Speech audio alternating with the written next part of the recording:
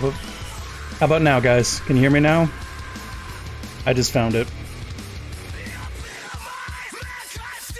Can you hear me now?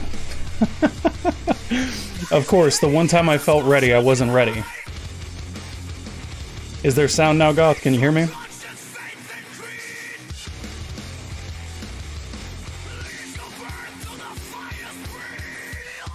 How about now? Okay, cool. Welcome, y'all. This is GFW Backdraft 2020.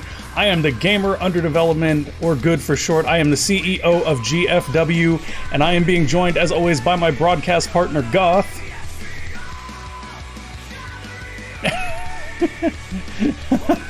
Wow, God, that kind of language we just started. Hey, thank you everybody in the chat. Morbits, what's up? Morbits, Hector Atlantia will be debuting tonight in our first matchup, just so you know. Anyways, so before we get started tonight, everybody, I want to take a second to thank the team that helps me put together GFW. There have been a lot of them supporting my mental breakdown as we get closer to the show, and some doing a little bit more than that. All of our match cards that were done for today's show were done by Professor Asher. Can't hear Goth. No.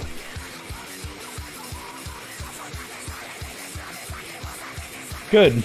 Now you can hear Goth. I fixed it. We can now hear Goth, Steve, and you guys didn't get to hear him swearing. Good is trying to censor me, guys. Yes, I was fortunate enough to be censoring Goth to preserve the swear filters of YouTube from burying this video. Anyways, folks, thank you to our team once again. That is Goth himself. That is Leon Gable, and of course Professor Asher, who once again put together all the match cards for tonight, which took a lot off of my back to help me get the rest of the show out. It is going to be an incredible show, guys. This is probably our best pay-per-view ever. Probably. We've got 10 matches for you, and the first one is an absolute banger. But before we get into that, let's go ahead and check out the arena that we're going to be having tonight's event in. Ready, Goth? Yep. Ladies and gentlemen, welcome to beautiful London, England. We are here in the Royal Albert Hall for GFW Backdraft 2020. We've got Fire Pyro, we are on point, and our very first matchup of the evening is going to be a Firestarter Battle Royal. The winner of this Battle Royal will have the opportunity to challenge for a GFW Championship in the future. This is going to contain 5 young lions, 3 new stars that have been brought to GFW due to their connections with other people. Shadow Dar was introduced to GFW by Evil Miss, Hector Atlantia was brought in by Apollo, and Kyle Sycamore by our very own Professor Two Belts. Goth, how do you feel about this Battle Royal? You excited to see who comes out on top? Yeah, I definitely am, and obviously the reason as well it's called Firestarter, because this could pretty much show who's going to probably be our breakout star of the year, possibly. Absolutely. I cannot wait to see who comes out on top of this one. So why don't we hop on over to the ring and get started.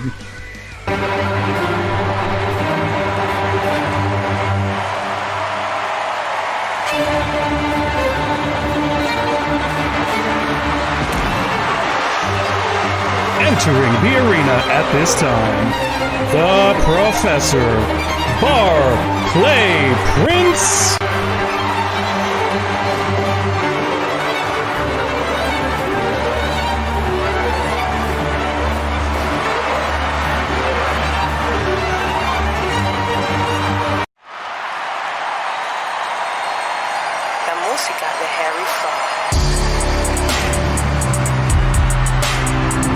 And our second competitor entering this evening, he is the Paragon, By Who?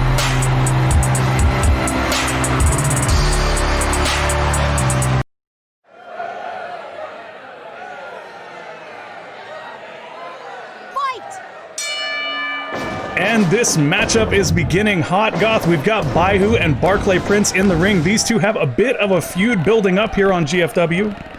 Yeah, they have. They've had some history as of already in their short career here in GFW. If by history you mean Barclay Prince stealing a couple of wins due to the help of Miss Rita Books. Yes, indeed. But, well, let's hope to God that, Baihu can throw his ass over the top rope, so... Well, I was going to say, it'll be interesting to see how Barclay Prince does against Baihu here this evening without Rita Books at his side. Rita not out here for this over-the-top rope battle royal. No, which is always a good thing. You know, just saying. Yes, Goth, we're aware you hate Rita. Moving on, snubbing Baihu with the toe of his boot is Barclay Prince. Very disrespectful of one of the most respectful young competitors here in GFW. And wait a minute, entrant number 3, Kono Akoto.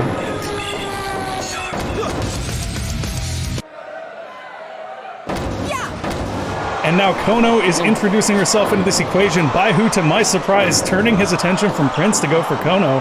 Perhaps viewing it the better strategic decision here, given that Kono is the freshest competitor in the ring. Barclay Prince... Did you notice that Barclay Prince didn't miss the opportunity to get that cheap shot? Oh, wow.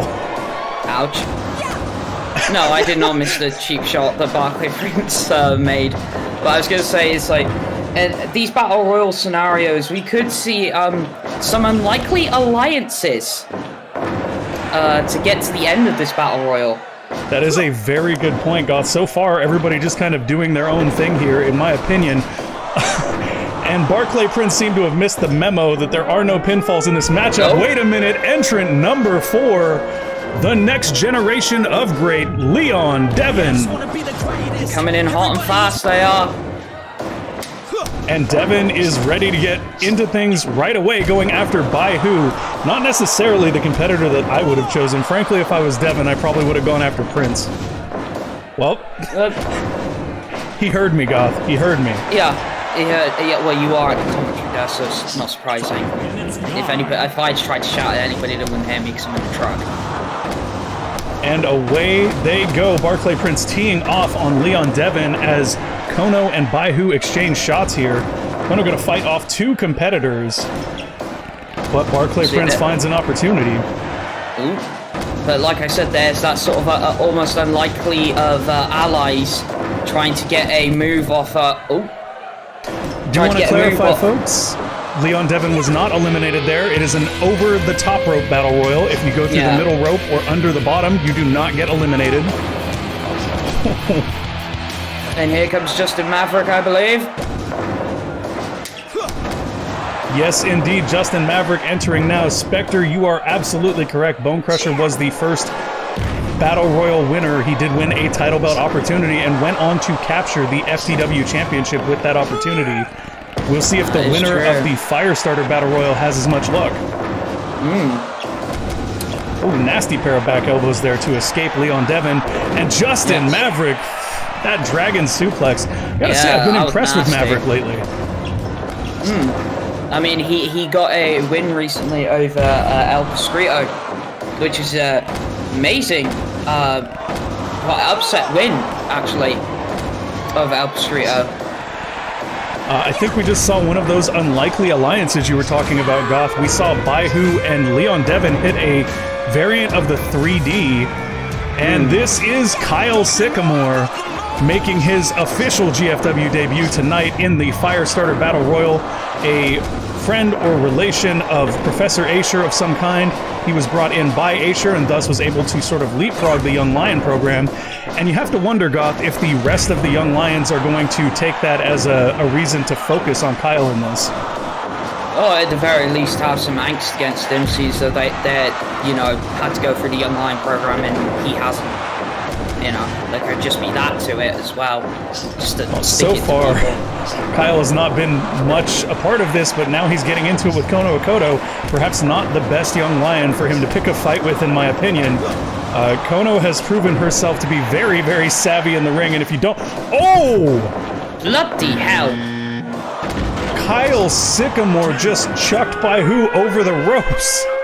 Talk about making a debut. That. Neither was I. Here comes Shadow Dar, a connection of evil misses. Shadow Dar making her official debut in GFW here tonight. That was absolutely unforeseen. That's... Wow.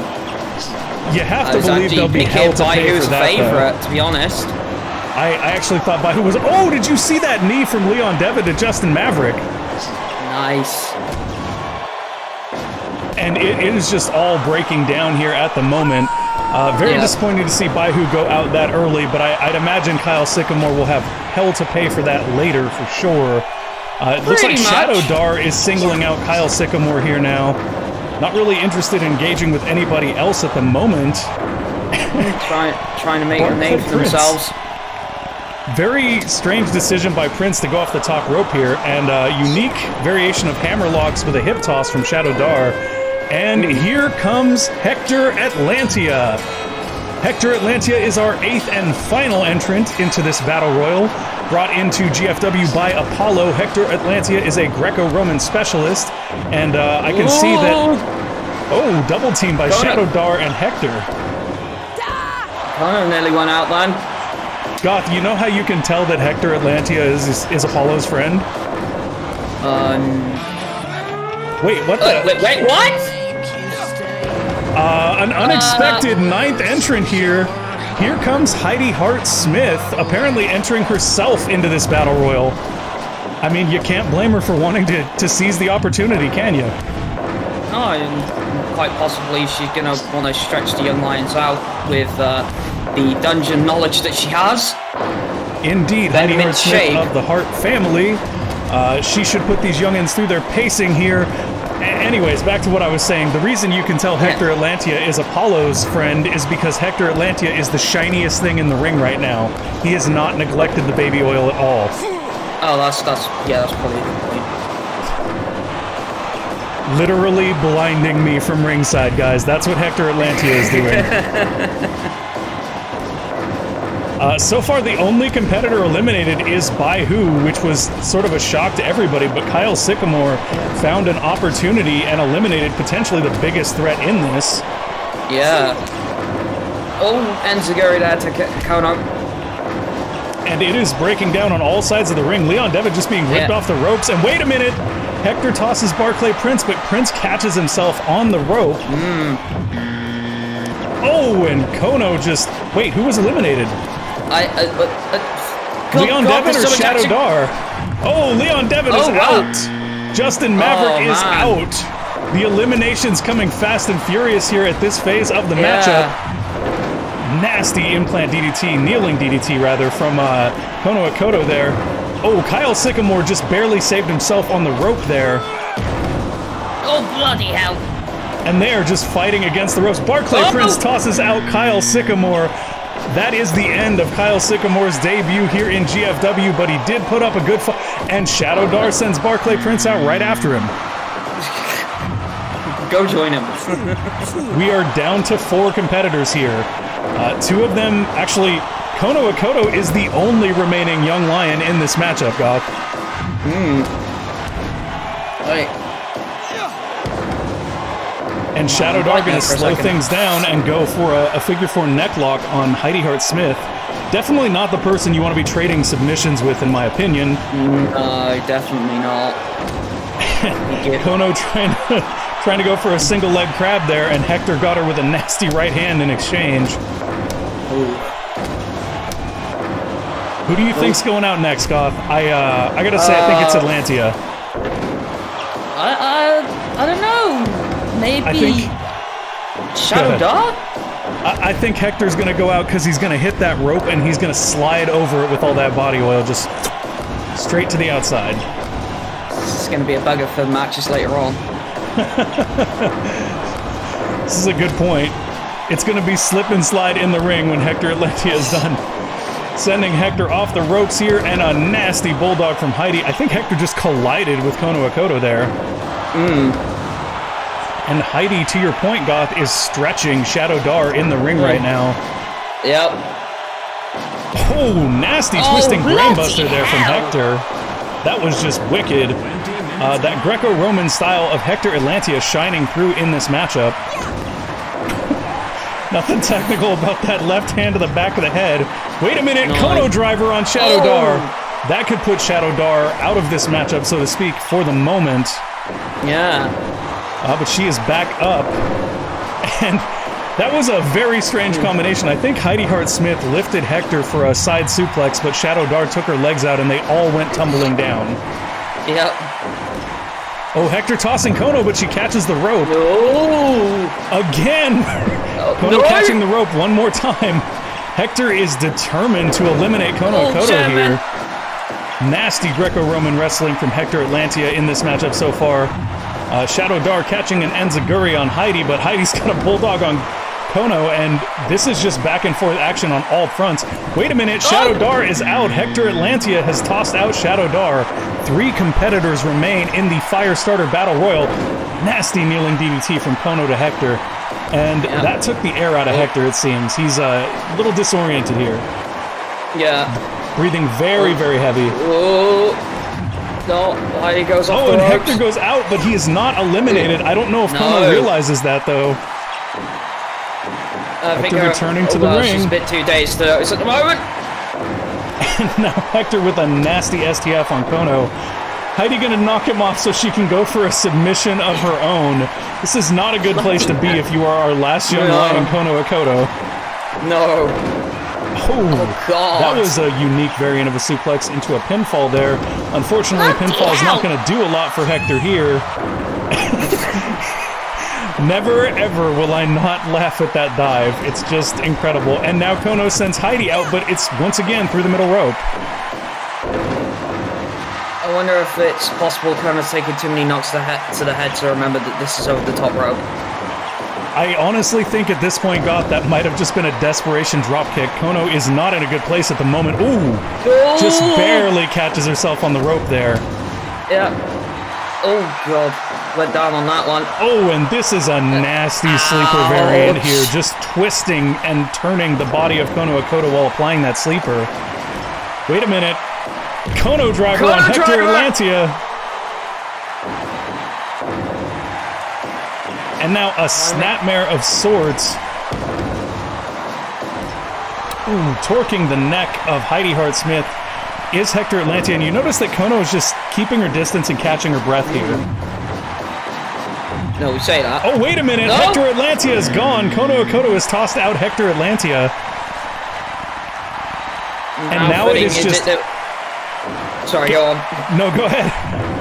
It's just saying, how fitting is it that one of our young lions is in the ring with... Whoa, I may have spoke too soon. Yeah, the crowd is going crazy right here, folks. No, they are. The crowd is losing their mind. Oh. He should have used some baby oil. Yeah, he should have. Hector Atlantia is going to be our baby oil wrestling specialist. Our Turkish wrestling specialist. Wait a minute. God. Heidi has been bled here, it seems, and Kono! Oh, whoa! And Kono's got the fork. Maybe when we cut to the crowd, she got a little forky with Heidi Hart Smith. Yeah. Ladies and gentlemen, your Firestarter for the Backdraft pay-per-view is none other than Kono Okoto, who has secured herself a championship match in the future. Holy hell, Goth. Not at all what I was expecting. No, but fair play to Kono for winning that match. That was absolutely incredible. That Battle Royal had it all. We had grappling, we had submissions, we had baby oil, surprise eliminations. Just a great way to start off the night. Congratulations to Kono Okoto, the Firestarter of GFW Backdraft. Moving on, though, folks, our next matchup is a no count out, no disqualification bout. These two have had a lot of bad blood build up between the Young Lions tournament and the first month of GFW. So we will see who wins out of Moore Rivers and Jonah Wolf. This should be an absolute brawl. I will arise, staring at you from afar, analyzing every scar, asking myself how we got here. Remember, this is who we are. I am not entering the arena at this time, the Demon Slayer, Moore Rivers. I just came here to end. I just came here to fight. Show you everything you said I couldn't be. It became overnight. SK level.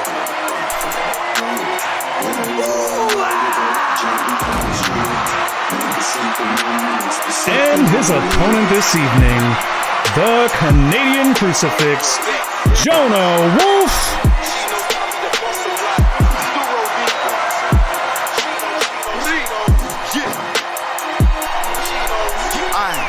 brush my teeth, choose an outfit. Big racks in my account, I get paid. Every day smoke the loudest, I get packed in by the ounce, I just blaze. And I got ting.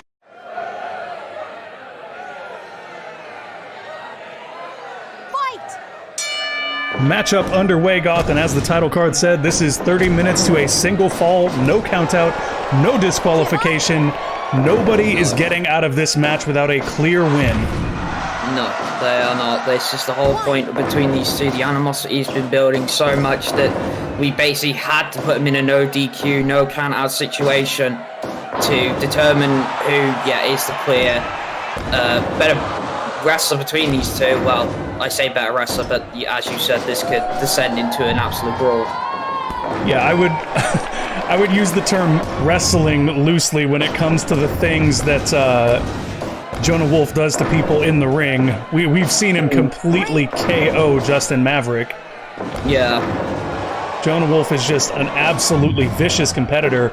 Moore Rivers, though, has shown himself to be sort of savvy all around the ring, a bit of a striker with a little high-flying.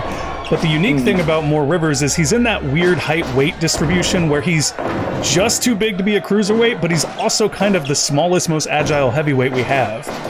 Yeah. Oh, super kick that. Which will make for some interesting offense from him in this matchup, I'm certain. Although you never know when Jonah Wolf is going to bust out that top bunk training. Nasty series of knees here, and Moore is going to have trouble breathing after that one. And here we go. Yeah. Top bunk training. Double axe handle. Absolutely laying out Moore with that double axe handle. Nothing sophisticated about the aerial offense of Jonah Wolf. No, but it's effective, and that's the thing that matters. Yeah, I was going to say, you know what else isn't very sophisticated? A hammer, and it'll knock you out. Well, maybe we'll see one come out in this match.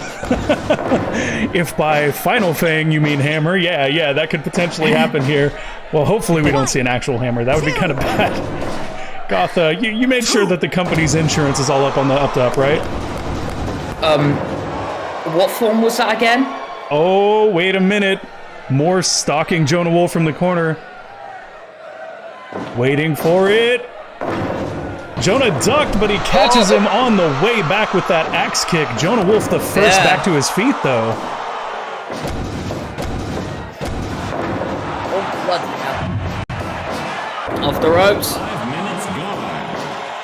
Cover here by Jonah Wolf on Moore Rivers, only a 2 count. Yes, Quiet Sunday Library, there is a way for me to post the fully modded versions. There are some issues that occurred while we were setting up for the pay-per-view, but in the future I do want to release the entire roster. Jonah Wolf sent into the corner again. Moore Rivers fighting out. Yep. Into the corner again. Lifted up nicely and thrown off. We're going to see it here, Goth. You ready for another beautiful axe handle?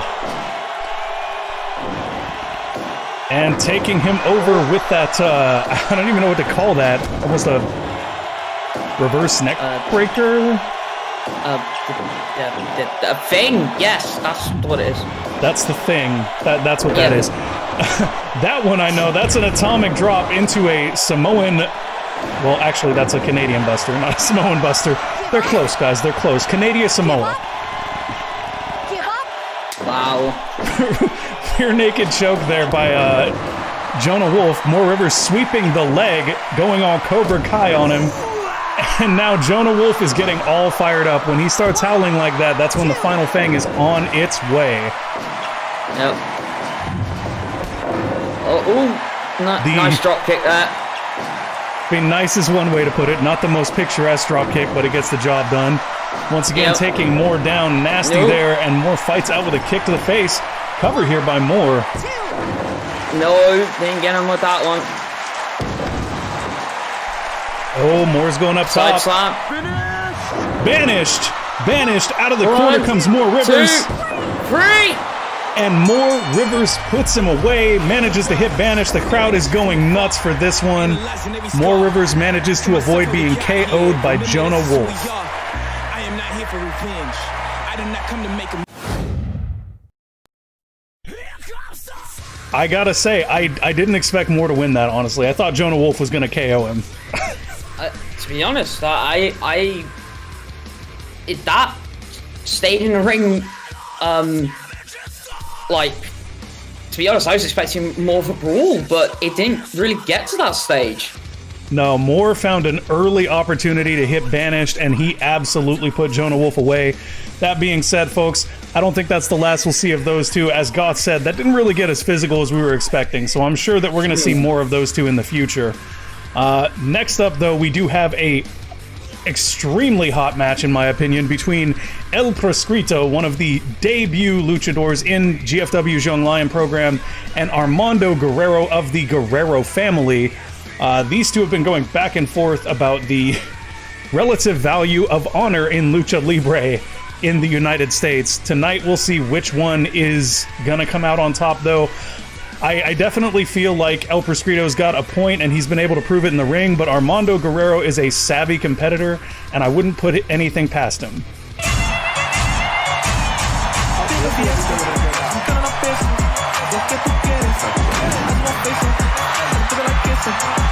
Entering the arena at this time, El Salvador Suave, Armando Guerrero.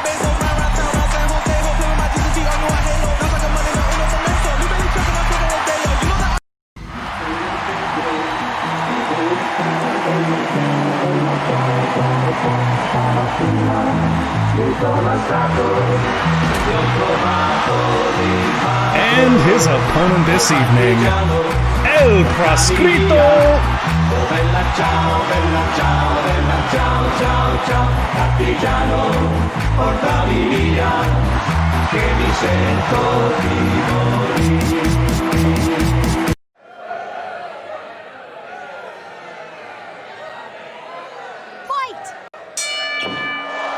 Quite a rivalry we've seen between these two. The last time we saw them in the ring, it was together on the same team before Armando Guerrero decided to walk out on El Prescrito, leaving him alone in a tag team matchup.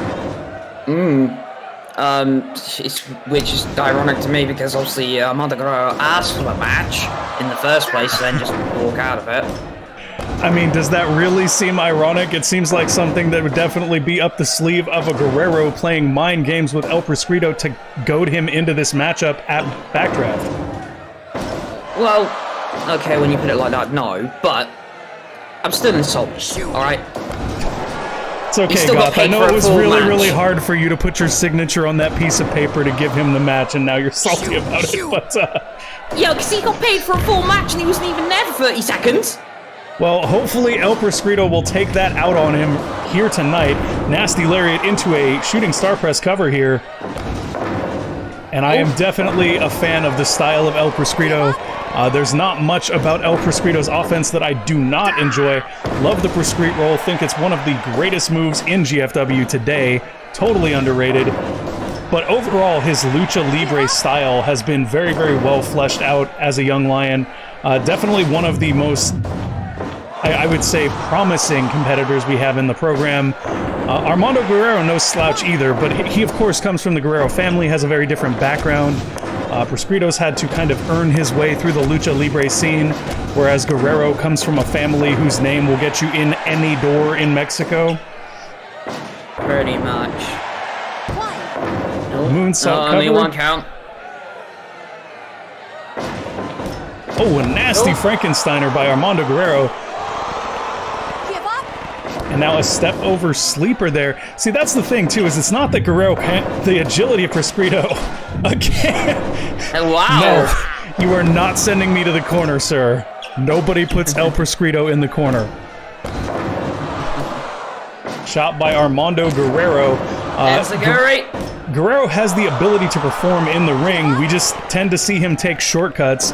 Both of these men won their very first debut matchup here on GFW via countout after Armando Guerrero hit Tres Amigos, a triple fisherman suplex that he prefers to use, on the outside on Jonah Wolf, who was the legal man for the opposing team, causing them to win by countout. And obviously Prescrito was not very impressed with that, which is pretty much where this rivalry began. That That is a very good point, Goth. Prescrito felt that his mask was dishonored by the way that they won their debut matchup, so he came in with a new mask and challenged Armando Guerrero. He did manage to defeat him, if you recall, Goth, center of the ring with that Liger Bomb. Yeah, no. And now Armando Guerrero is here tonight trying to win it back. And you know what, Goth? I think that's really what it comes down to. I think that Armando Guerrero... Oh, come on. The disrespect from Armando Guerrero has known no bounds in this feud. But does it get him even a 1 count on that? Took too long showboating. This is true. I definitely think that Armando Guerrero orchestrated this entire thing to get another opportunity against El Prescrito after losing that first matchup, Goth. Quite possible. Absolutely quite possible. But let's see if he can put his money where his mouth is. Oh, and Prescrito grabs the rope there. Sent to the corner. Prescrito with a big monkey flip here. Beautiful. But Armando Guerrero is right back up. Nope. Leapfrog. Oh! I gotta say, it's an interesting difference of paces here. I noticed that Armando Guerrero... Oh, wow, that loosely constructed brainbuster. The landing on that is always a little iffy. Two, no! Only a 2 count there for El Prescrito, who sweeps the leg out from under Armando Guerrero and then hits a nasty enziguri. It definitely seems like El Prescrito is trying to push the pace, whereas Armando Guerrero is trying to use El Prescrito's pacing against him. We've seen him several times send Prescrito off the ropes and catch a beautiful run-up moonsault. No! Doesn't get him with that one. But thus far, Armando Guerrero has not been able to put him away. Going up top is Armando Guerrero. Wow. That moonsault always freaks me out. It's such a low moonsault. I always feel like the competitors are going to spike themselves. Flying head scissors there from El Prescrito, who is getting fired up here. Oh, Armando Guerrero escapes, sends him off the ropes, and an arm drag to put him back on the mat. See, and that's what I mean, Goth. Guerrero's just using Prescrito's own momentum against him. He's been doing it all match. Yeah, he very much has, like... Oh, no, only a 2 count. No, he very much has, and it's easily, you know, to certain parts of the match, working to his advantage. He's much more calculated, obviously, than Prescrito is. Prescrito just going pretty much all out with his offense. Whereas Armando is just trying to counteract anything he can do to get an opening. You know, that's a very good point. I think Prescrito's running a little hot in this matchup. I think Guerrero has managed to get under his skin, and Prescrito is performing uncharacteristically loose here, would be a good way to put it. Yeah, and again, it cost him there. Oh, wait a minute. Gory Bomb! Oh, God. That is the finish that Armando Guerrero has used for a very long time. 2, 3! And now, really, the utter lack of respect. These two men are now 1 for 1, each winning by their own variation of a powerbomb. You can ask me to send an email or send a text message. Nobody mind my fiance's Siri in the background, please. Anyways, that matchup was absolutely incredible. It's so interesting to me. They've ended up 1-1. They both won via a bomb of some sort. We probably have not seen the last of that feud either. This one, a very intriguing feud in and of itself, though. Anthony Martin has not performed yet on GFW's main roster. He was part of the Young Lions tournament where he had mixed results, and he spent the entire month running his mouth in backstage segments, but not actually performing in the ring. Yes, he did. And he's getting on the payroll for being an actual wrestler and nothing but talking. Sorry, my personal gripe. Welcome in, Grant. Siri, tell me how to cook open-faced pasta. That being said, Anthony Martin has in his final week on GFW. Mind you, if Anthony Martin does not compete tonight, he will lose his spot on the GFW roster and be banished from GFW's locker room forever. So he has basically goaded Leon Gable into this match by hinting that he knows something about Gable that nobody else knows. And I don't know about all of you, but now I really want to know what he's talking about. Maybe we'll find out after this matchup.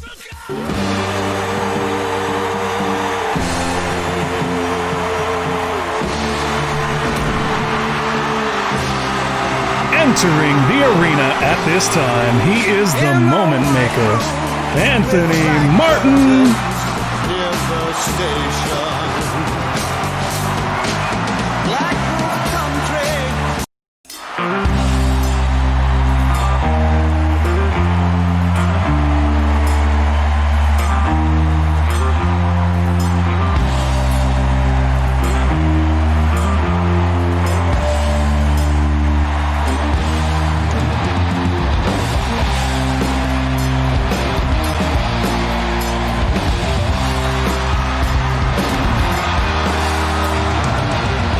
His opponent this evening, Killshot Leon Gable.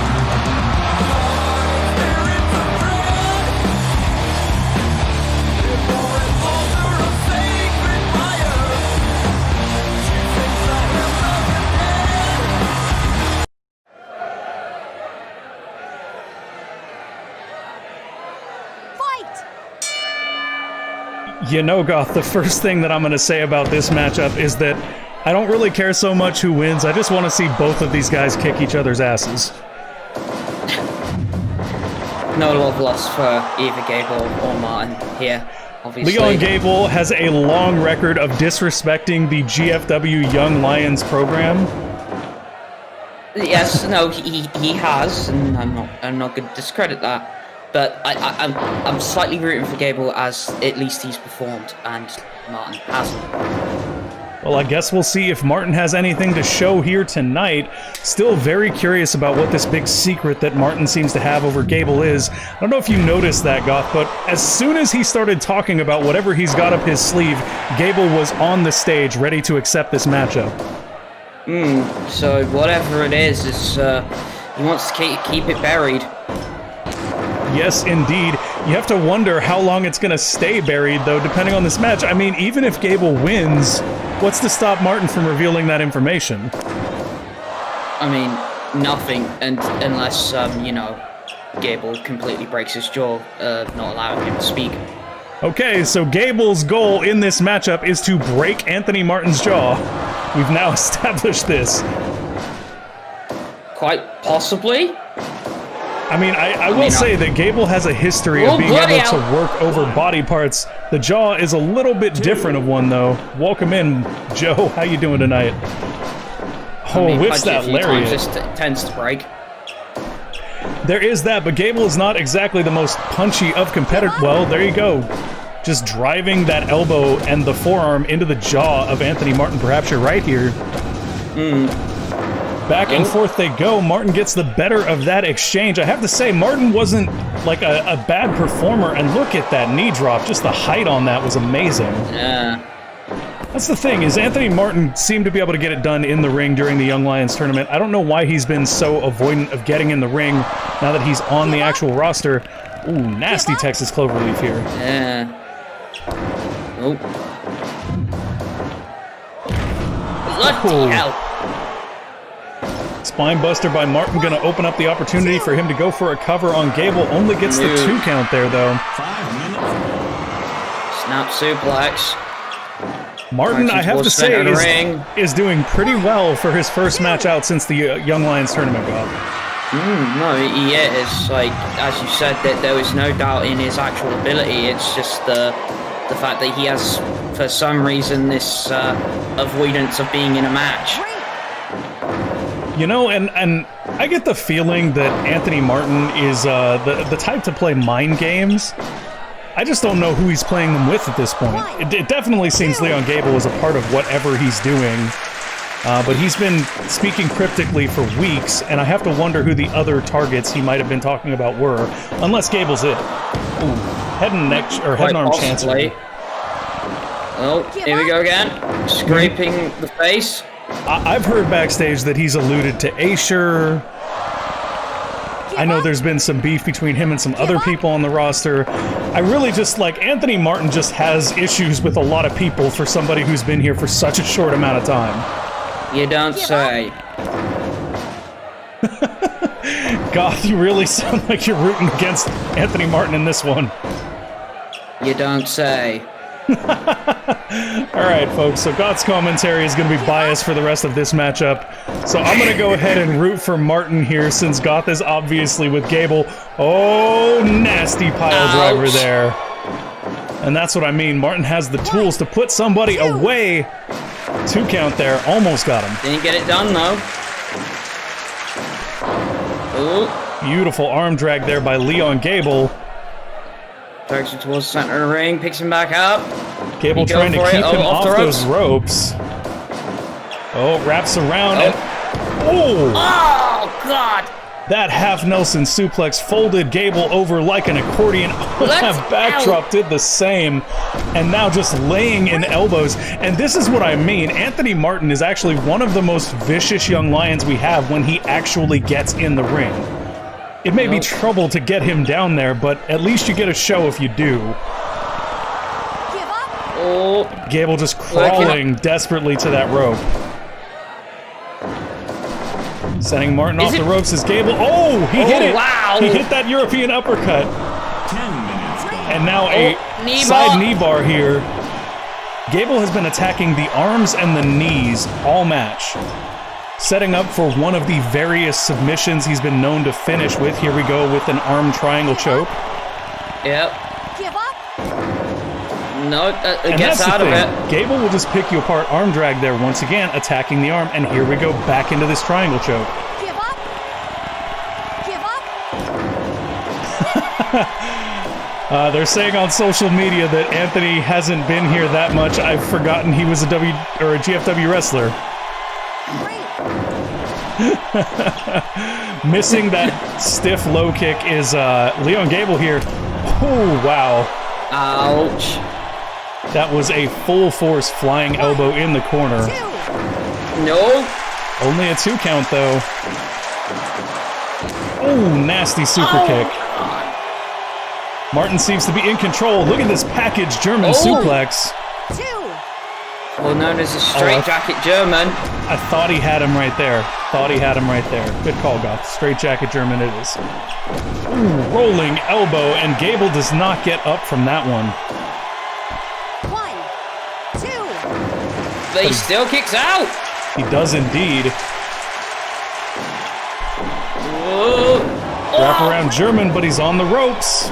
Yep. Oh, no. Apron. Oh, no. Oh, no.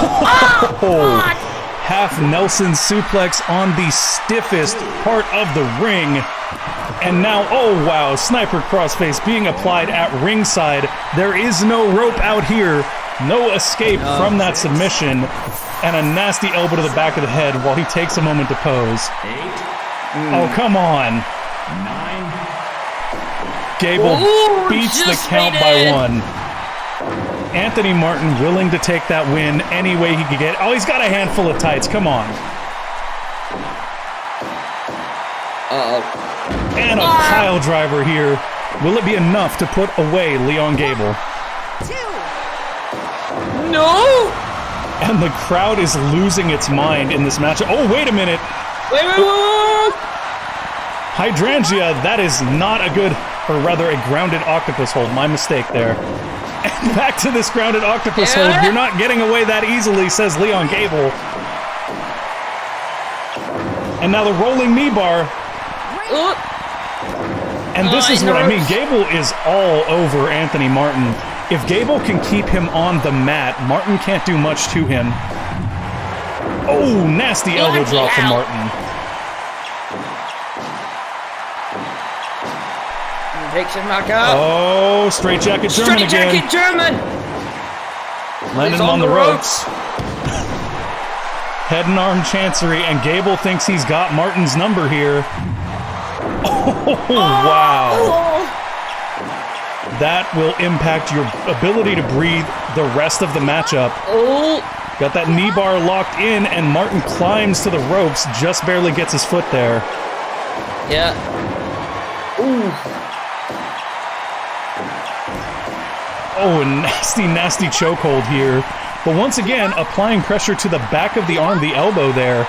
Perhaps preparing for that victory roll arm breaker that he's been known to use to finish matches. And again, attacks the leg. Yeah. There is no limb on the human body that is safe from Leon Gable. No. Oh. Oh, no. Oh, no. Big powerbomb. No, he still kicks out. Gable sticking in this, showing the supposed veteran instincts he possesses. You know, I think those targets on Gable's knee pads are pretty appropriate for the way that he has been destroying the limbs and joints of Anthony Martin in this matchup. Laser focused. And that is a head and arm choke. Unique variant there where he rolled through into it. Martin able to break it though. Yeah, now center of the ring.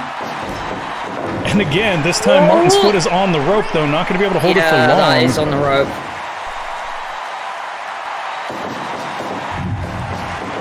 Oh, Martin wraps around. Oh, come on, Shelley, he's got a handful of tights. Come on. Oh, Gable still kicks out. Oh, look at that. Cazadora double foot stomp and right back into this arm triangle, center of the ring. Oh, he manages to get out of it. Bloody hell. I got to commend him on that front. And Gable has tossed Martin to the outside. He doesn't look like he's standing still, though. Oh my God, suicide dive. And now right back to the leg. He did a grounded dragon screw and followed it up with a knee breaker on the same leg, Goth. Yeah. Oh, both get back in. Oh, wait a minute, there it is, that victory roll arm breaker. Will he get him here? No, Martin manages to escape here somehow. Now strike exchange just going blow for blow here. Oh, and this time Gable is able to fire back after that massive rolling elbow. Last time it laid him out. Oh no, Iric, oh come on. Iric into the cutter. We've seen him finish with this before. This could be it right here, folks. 1, 2. And Gable manages to kick out somehow. Okay, then we're just gonna pile drive you again. The head of Leon Gable has to be busted in. 2 and what? Goth, I think he grabbed the rope right there. Just got it at the last second. Well, he's able to move out to 3 pile drivers and having his neck smashed on the apron. I'll have no idea. Wait a minute, he got him center of the ring, caught that knee bar, and finally the damage was enough. Leon Gable, dangerous at any moment with those submissions.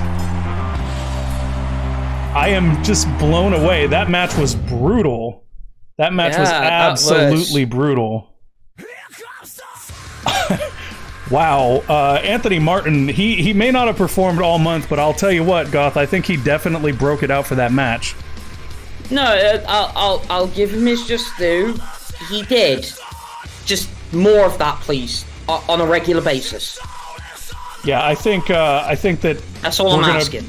Well, hopefully we'll see more of Martin after that. I definitely don't think he and Gable are done, because that secret he's got over Gable ain't going nowhere. That being said, folks, next up we've got a match between Derek Douglas, Double D. He is one of the most promising competitors out of Canada that we have on the roster. Very much akin to Lance Storm, only larger and more lethal.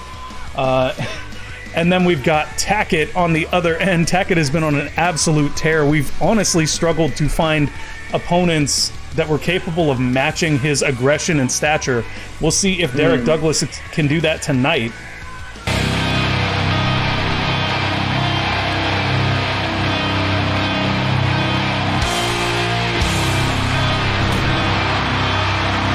Entering the arena at this time, Double D, Derek Douglas.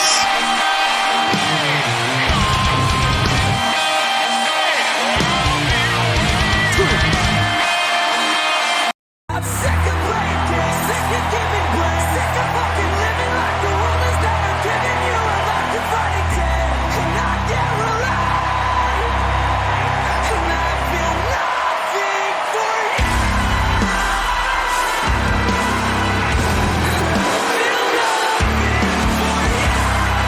his opponent this evening. He is the hardliner, Tackett.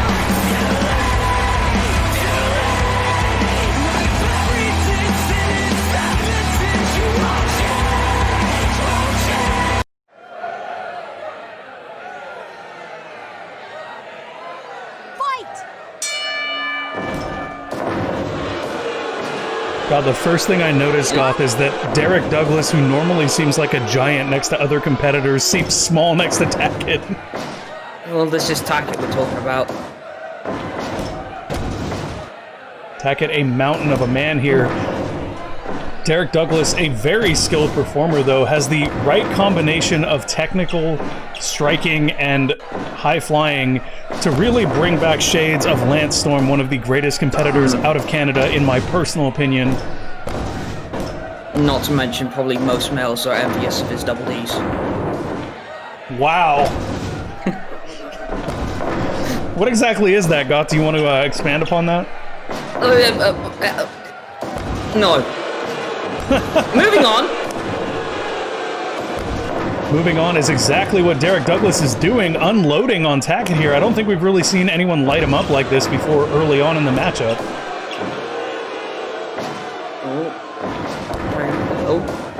Oh, actually takes big man down. Oh, went for something off the rope, but Tackett got up too quickly. Oh, bloody hell. Come on. And this is just turning into a hoss fight right here. Yeah. Char says her double Ds are better. Well played. Well played. Derek Douglas taking the legs out from under Tackett and goes for a cover here, but Tackett kicks out almost immediately.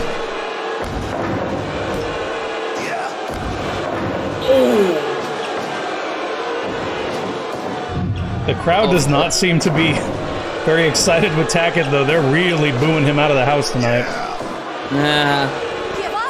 I mean, with the path of destruction he's been causing over the last month, like, you know, I'm not surprised that people are, oh, how should I put this, possibly hoping that he loses his next match? Well, at the pace that is being kept up by Derek Douglas here, that's actually a possibility. But every time Derek gets going, Tackett puts him back down. Like that chop across the chest, like being hit with a frying pan. Oh, Douglas powers Tackett over. This is what I mean. Douglas has been surprising to me in this matchup. Oh, Tackett goes downstairs. That'll change the pacing a little bit. Ouch. And the crowd is really not happy with that one. No, Derek Douglas kicks out. Tackett sending Douglas off the ropes here. Oh my gosh, that flapjack. Nothing like being dropped on your face from 7 or 8 feet in the air, folks. Probably more like 9 to 10 feet.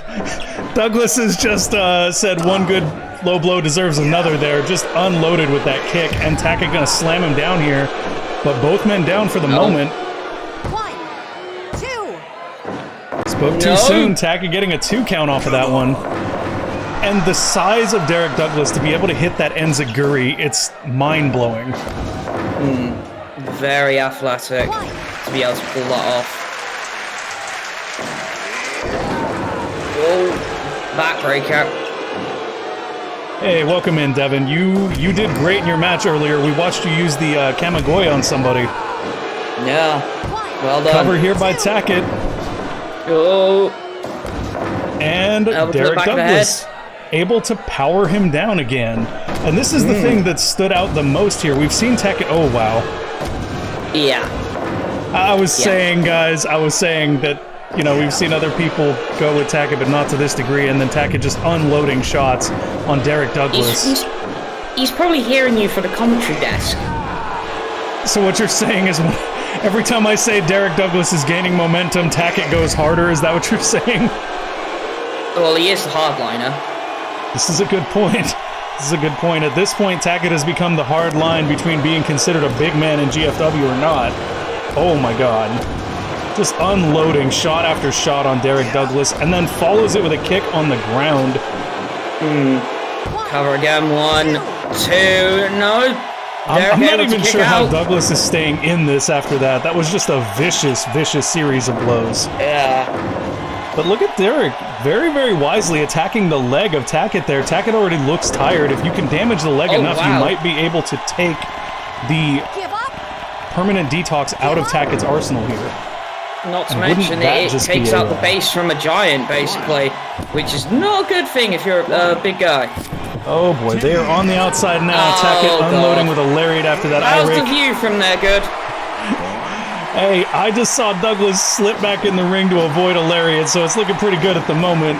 At least good for Derek. Oh, nasty spine buster. And Derek he's busted Tackett open.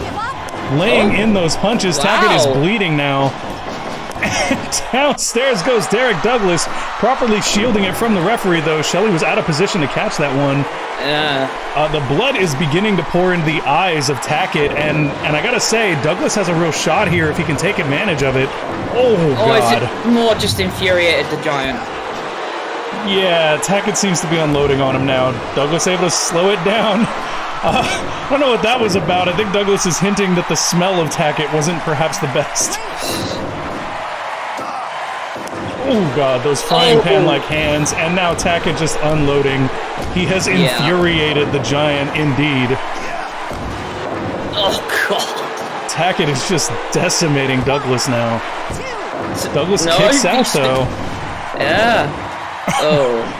At this point, if you're Douglas, you've got to ground Tackett and try to work that cut. If you can get the big man bleeding a little bit more, who knows what you could accomplish in this matchup. You just get him bleeding a little more, you might be able to sap the energy out of him and finish him off. Oh, Tackett's been put on the apron here. What's he got in mind? Oh, God. Oh, wow. God. And look at this brilliant move by Derek Douglas. Stretch muffler hanging Tackett by his bleeding head, letting the blood pour out of his head once again. Very, very smart tactic there by Derek Douglas. I don't know. Derek does seem to be giving him a run for his money. Oh my God! And look at this. The stretch muffler applied again. Tackett being hung by the bleeding forehead, or with his bleeding forehead down there. Gravity working. Oh boy. Oh, not good. Or you can just choke the hell out of your opponent and ignore the referee who tries to break you off. It's always a good tactic. Oh, but look at that. The blood in Tackett's eyes. He just ran into the turnbuckle. The opportunity exists for Derek Douglas to capitalize here. Oh, wait a minute. He's been thrown into the corner. Oh, God. Oh, just pressing him like garbage and walking away. Grant, to answer your question, Backdraft story is that it is the first pay-per-view of the season. It is the fire being reignited or returned after the end of the season, which is the blackout. Cover here by Derek Douglas gets almost a 3 count there after that big knee drop. Oh boy. Torture rack bomb by Tackett. Not a good place to be if you're Derek Douglas here. Wait a minute. Holy crap! Could he submit him here? Tackett's been bleeding for a long time. Oh boy. On his shoulder. Now Tackett just proving a point, apparently. Making a point of Derek Douglas's struggle here is Tackett. And I think the bleeding is actually getting worse. Yeah, it does. Oh, God. You can see the cut above his left eye there. He's not following up on Douglas either there. Just took a second to catch his breath, and look at Douglas working the knee over there. Wise decision. Might be going for that stretch muffler again. And again, back to this knee goes Douglas. He's gonna... break something at this rate. This is looking pretty good for Derek. Oh, God, that spear. Holy crap! Just took the big man off his feet, and Tackett, desperation, just lifts him up. When you're as big as Tackett, there is almost nothing people can do to stop you, I feel like. Jeez, this is insane. Yeah. Ouch. Headbutt to the back of the head of Derek Douglas. Pulls it back on. Just walking through him with that lariat is Tackett. Off the ropes. Jeez! Go for a flight, why don't you? Oh, kick across the ribs from Tackett here. This is just brutal, and at this point it feels like Tackett is beginning to punish Derek Douglas for his success in the ring so far. Oh wait, kicked his leg out! And now just grinding at the cut is Derek Douglas. Wise decision here. As I'm a fellow telling you, Canadian God. once said, he kicked his leg out of his leg. I'm telling you, Derek Douglas might break Tackett's streak right here. Yeah. He is in position to do it. Taking out the leg again. Yeah. Douglas has been alternating between the leg and the cut, and I gotta believe he's trying to finish with that stretch muffler. And all Gets the Tackett can do is buy opportunity to do it. time. The crowd is booing as Tackett catches his breath. Oh, wait a minute! Oh, Look at this! Stretching the hell out of the big man. I don't think he could hold him that long, though. whoa! No. Oh, permanent detox in the corner. No, not like that. Oh my god. 1, 2, 3. And Tackett escapes with his win streak into. Oh, come on! The match is over. Just leave the man alone. Of course he doesn't. Tackett is making a point here, it seems. Well, that was honestly surprising. Great performance by Derek Douglas. I think No, perhaps that was. perhaps Derek Douglas needs a more prominent spot on the roster after that one, because that was really good on his part. Tackett, of course, finding a way. Speaking of finding a way, though, in this next matchup, we will have Campbell Chase, the savior of professional wrestling, facing off against Apollo. Apollo, for the longest time, has been one of the most substance suspect on the roster, if you know what I mean, Goth. Yes, yeah. Some people are experts at dodging the wellness policy. Let's just say that. And Campbell And it's not Chase. only that. Oh, sorry, go on. Go ahead. I was going to say, and it's a suspicious amount of baby oil that seems to go missing from the bathrooms as well. Is quite concerning. Goth over here worried about the baby oil, while Campbell Chase is more worried about the roids. Chase not a fan of the genetic freak that Apollo is, and more concerned with what his type of wrestling brings to the sport, so he would like to purify professional wrestling with removing Apollo from the GFW roster. We'll see if Chase gets his way in this next matchup.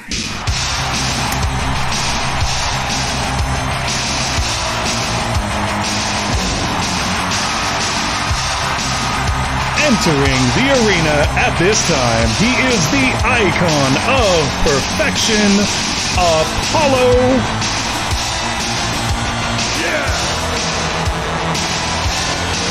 Looking back at me, I see that I never really got it right. I never stopped to think of you. I'm always wrapped up in things I cannot win.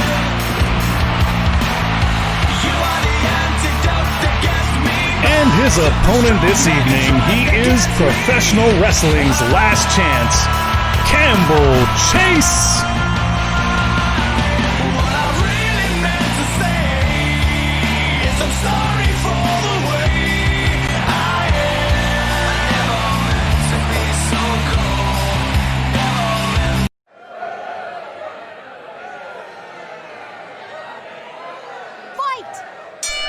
And we're getting social media messages that Apollo and Michael Nakazawa would be best buds, and I would totally agree with that. And I'll tell you what, Goth, I need shades. I'm gonna put some shades on real quick because I can't even call this match with Apollo in the ring.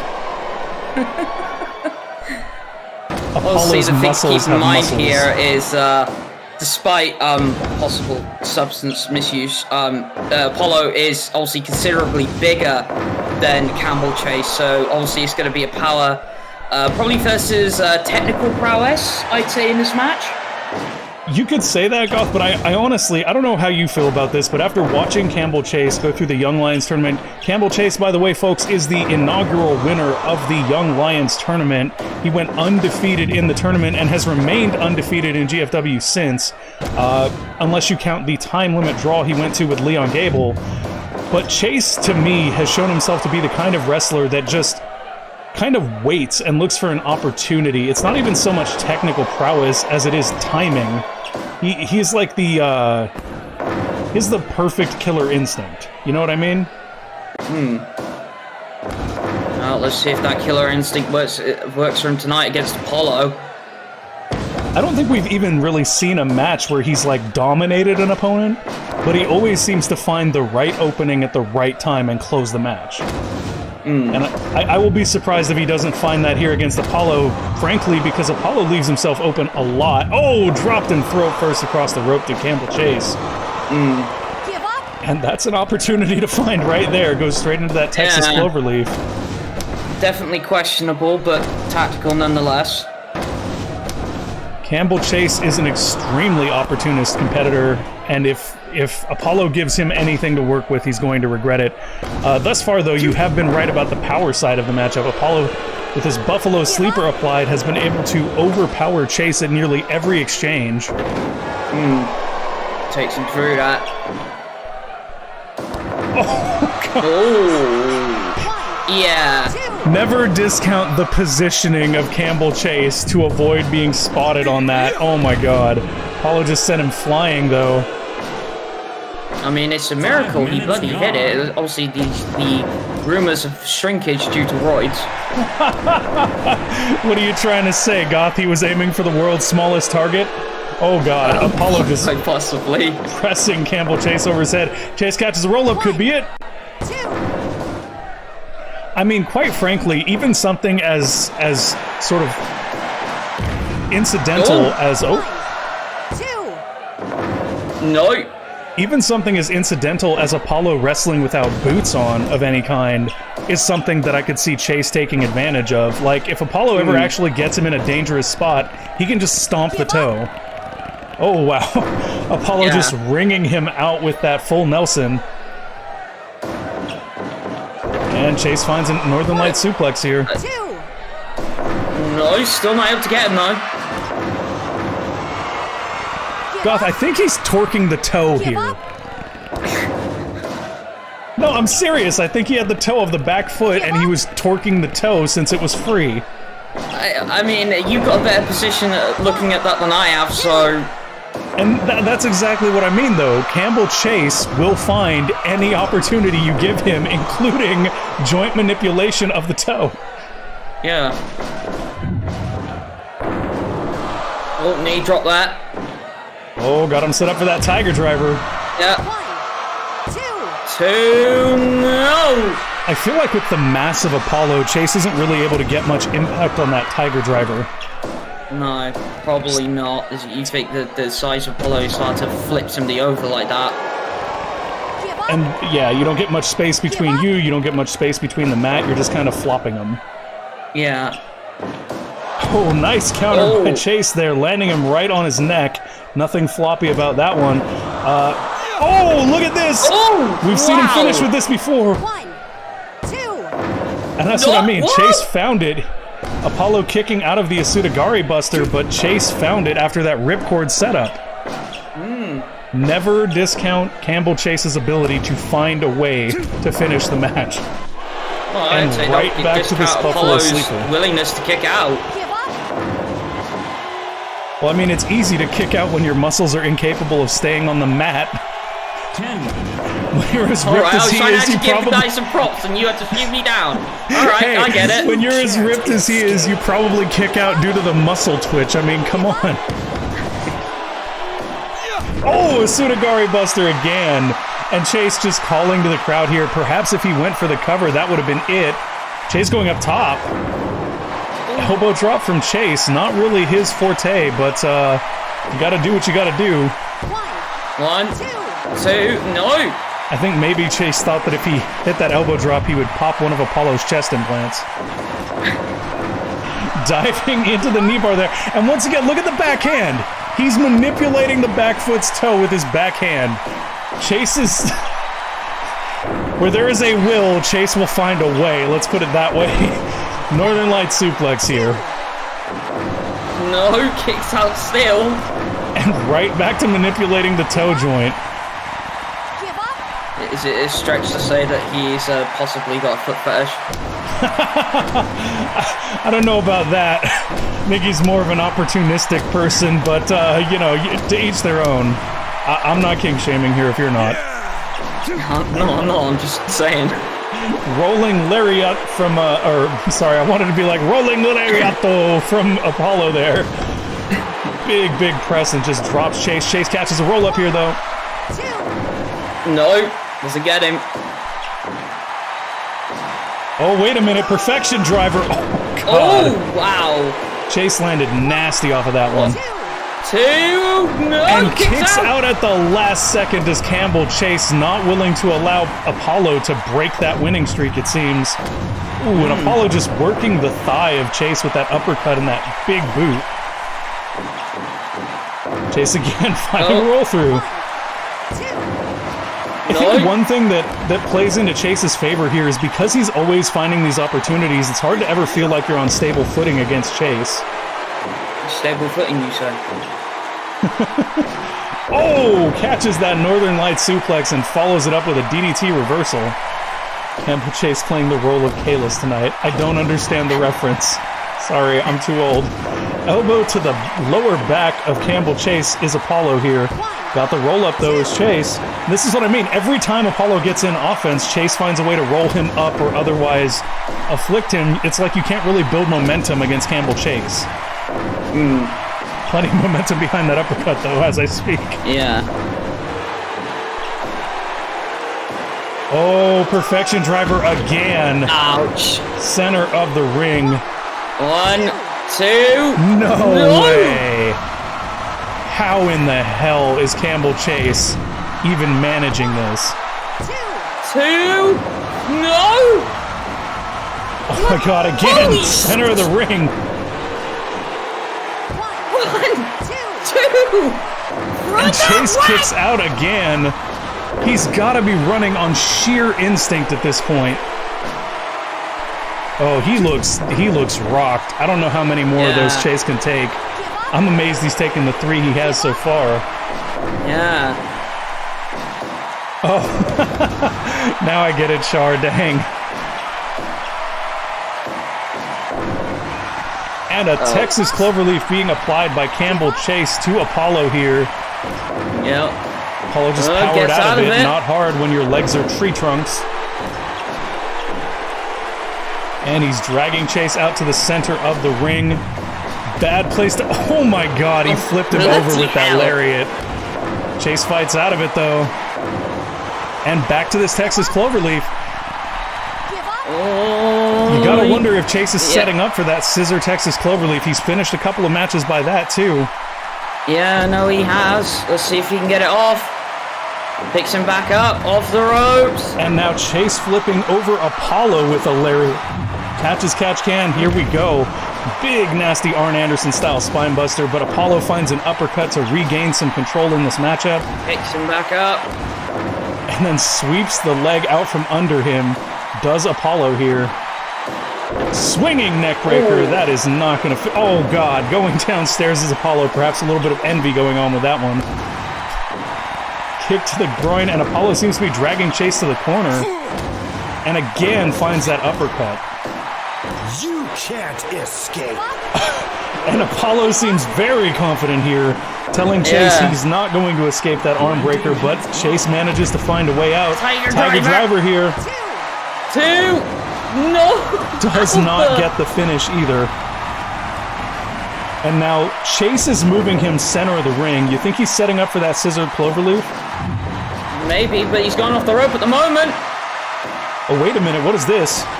Oh, Joker driver, center of the ring. Joker driver, center of the ring. And it gets him the win. Campbell Chase calls that chasing the future, and he has absolutely done that against Apollo here tonight. Not the walk in the park that Chase believed that match was going to be, but he does come out on top with that Joker driver. Absolutely phenomenal matchup. I have to say, Apollo was pretty impressive in that one, but at the end of the day, Chase finding the Joker driver, that chasing the future of his, I think that's the first time we've actually seen him use that, Goth. Yeah, no, it is. And to Apollo's credit, that was not a match that, Campbell Chase could tiptoe around. No, not at all. The Joker driver. Okay, folks, next up we have our GFW Faction Championship match. This is between Ronin Regime, supposedly led by Travis Markson, who has spent the last couple of weeks berating his faction mates who didn't seem too pleased about it, versus Los Tres Caballeros, the three luchadors who have boasted victories over individual members of Ronin Regime all month. Who's going to walk out with the GFW Faction Championships? We will find out now.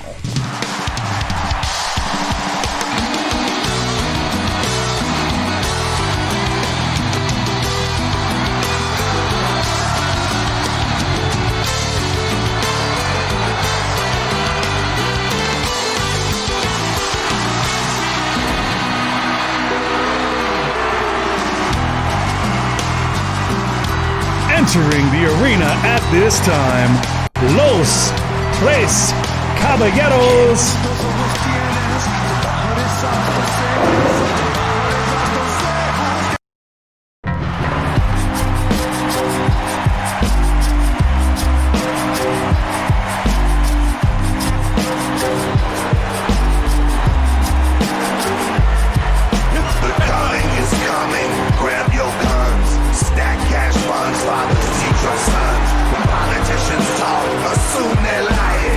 And their opponents this evening, they are the reigning, defending GFW Faction Champions, Ronin Regime.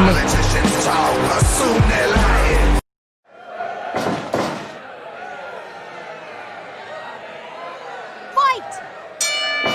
El Fuego Azul, as Travis Markson likes to call him, opening up this matchup with Travis Markson, takes the leg right out from under him. Guess that'll do for the slight joke on his name.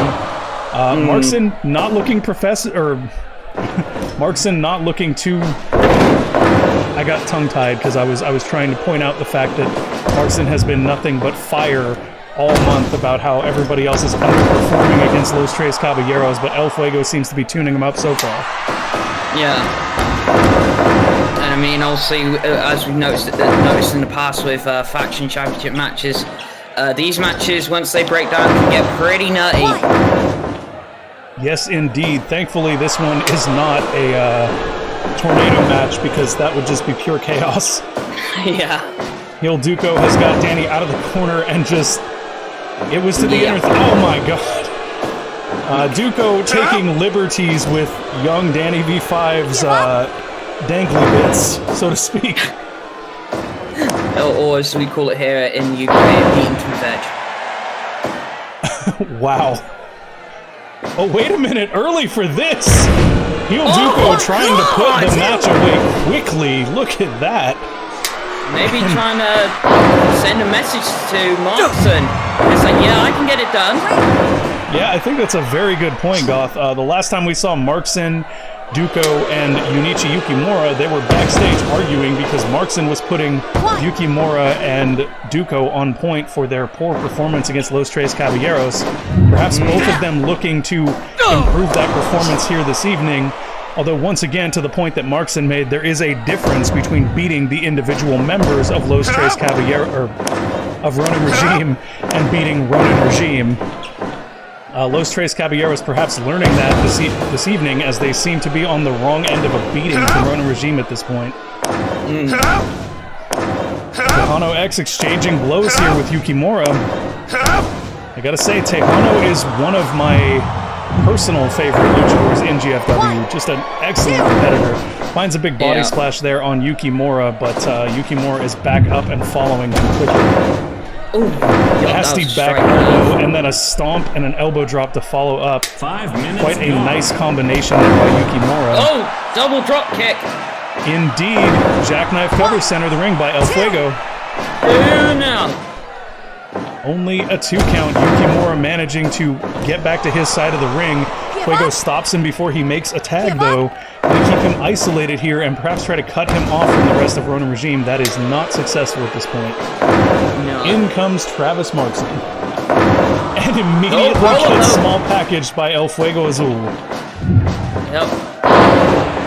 And a quick arm drag there to set up a neck wrench. And once again, Markson seems to be on the wrong end of a beating from Los Tres Caballeros.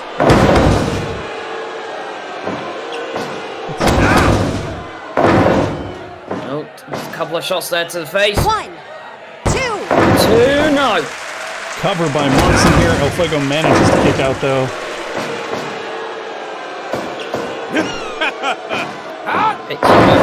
Was that Yukimura laughing on the apron?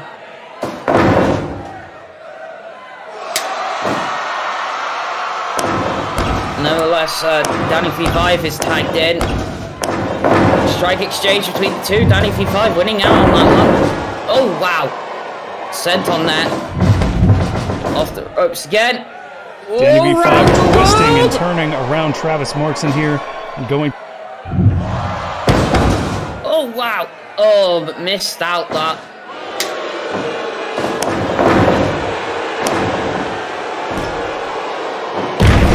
Danny V5 managing to hold his own. Holds it towards the center of the ring, picks him up, sends him into his corner. Oh wow, double drop kick again. Up top, Danny V5, leg drop.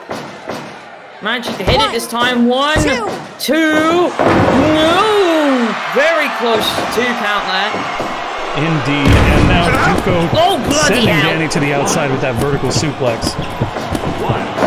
Oh, but maybe the wrong part of town for heel Duco. He is trapped in the corner with all of Los Tres Caballeros. Duco gonna make the. I thought he was gonna make a tag there, but he decided to go back in for that elbow. Perhaps once again trying to prove himself to Travis Markson rather than tag out to his teammates. Yeah, too close to Los Tres Caballeros there. 1, 2, no! Both teams in to break that up or protect it. Tag out there to Yukimura. In with a big elbow to the back of the head of Tejano X.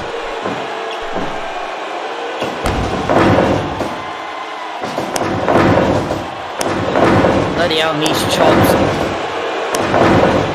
Just chopping Tejano down like a tree is Yunichi Yukimura here, and rolling into a single leg crab. Very unique technique there applied by Yukimura. I think only a few competitors in GFW use that. Yukimura is in the wrong part of town, and the crowd is losing their minds as this has gone to the outside, but very, very quickly it has returned to the ring, and once again, chopping down Danny V5 is Yukimura. 1, 2, no! Tags in Markson. And a low shot there from Yukimura to Danny V5.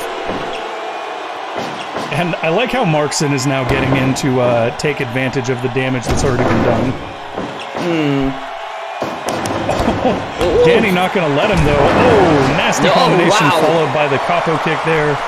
That spin dash as Danny V5 calls it. And now he's got a Buffalo Sleeper applied center of the ring. You notice that nobody from Ronin Regime came to break that up. It's almost like if you attack your teammates, they might not back you up. That roll through half crab there. Center of the ring. And he managed to get out of it though.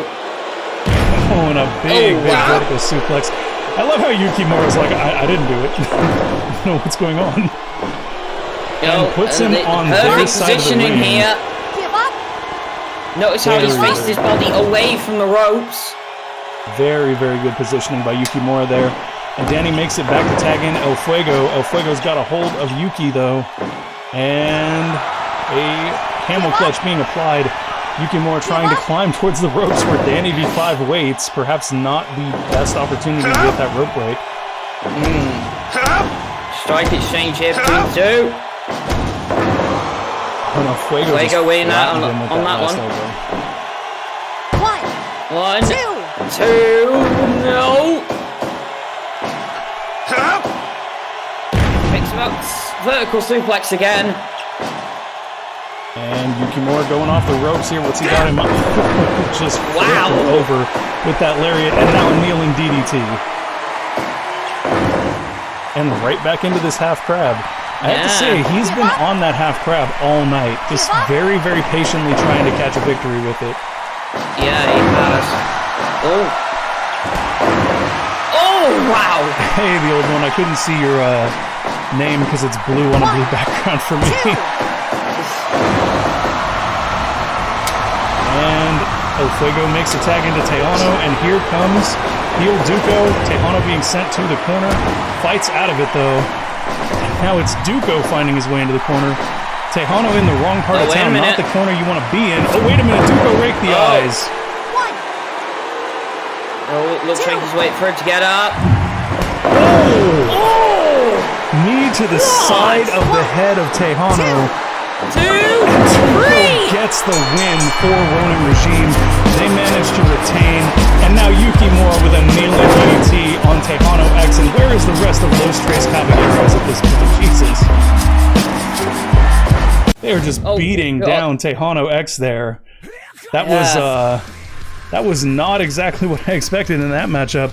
Ronin Regime working like a very, very disorganized unit, succeeding together, even though they very much were not in good communication or working well with each other. No, it's just surprising that they got the win with all the arguments they've had recently, but nevertheless, they still hold on to the faction titles. Indeed, here we are, the GFW Tag Team Championship match between Team Kawaii and House of Wolves. Little bit of background on this one, folks. These guys go back years of fighting against each other, literally. In this instance, Xavier Shamrock has basically taken credit for assaulting a member of Team Kawaii, Panda. Yeah. And then Crim Rocker was driven to violently assault Kana and Kitten. So now we know that Marcus Moonchild will be defending the Tag Team Champions using the Freebird rules that Team Kawaii has been given until Panda's return, but we do not know who his partner will be in this matchup. No idea, but let's get to it.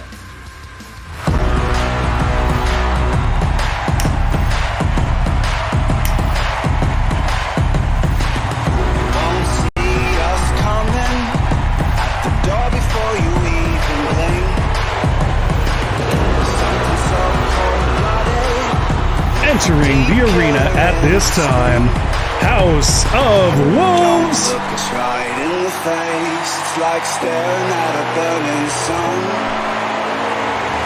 Got teeth like razor blades, and you know that we're out for blood.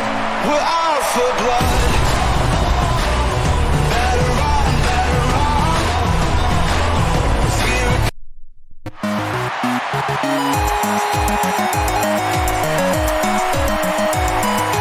And the reigning, defending GFW Tag Team Champions, Team Kawaii.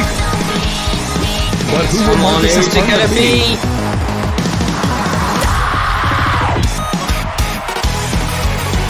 No! Oh, that's Panda. Panda is back. Panda is back, and Panda is yoked. Look at that. Bloody hell! I mean, I guess if you're Xavier Shamrock and Crim Rocker at this point, maybe you regret taking Kana and Kitten out because the Furry Mountain is here and he is going to be defending the GFW Tag Team Championships. I mean, can you listen to the crowd? They're an absolute pandemonium! Fight!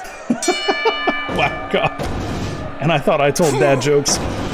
Crim Rocker can start things off here against Panda. Panda missing that back elbow off the ropes, but Crim catches him with the kitchen sink. That rehabilitation's been doing Panda well.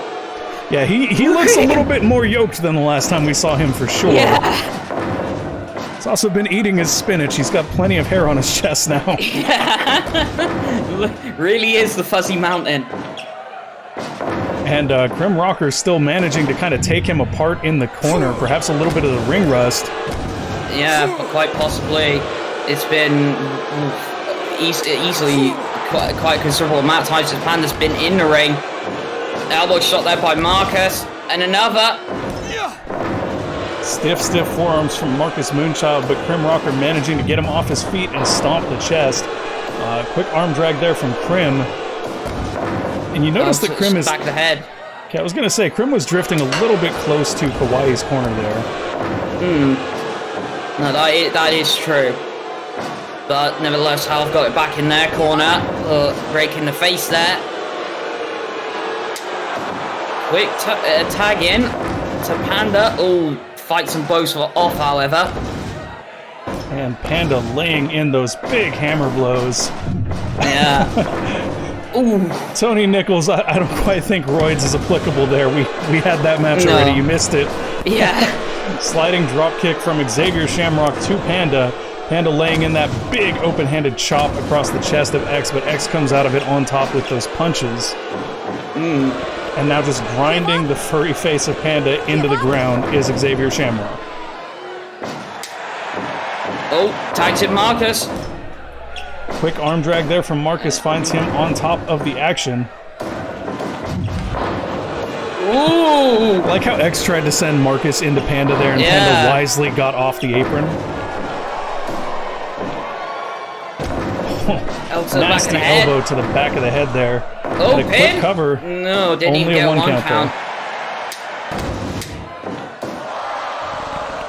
Oh, European style wrist lock. And back and forth they go. Marcus Moonchild exchanging blows with Krim Rocker. These two have a bit of a history. Krim Rocker recently attacked Moonchild backstage and assaulted the throat of Marcus Moonchild. Yeah, have you noticed that recently with Krim? Has he got some sort of like, I don't know, throat asphyxiation or something like that? I think asphyxiation actually sums it up quite nicely. Krim, as of late, has taken to stomping on the throats of his opponents with the intention of breaking down their windpipe so they can't breathe. Had quite a bit of success with that against Kana and Kitten in recent weeks. We'll see if that's something he's able to pull out in this matchup tonight.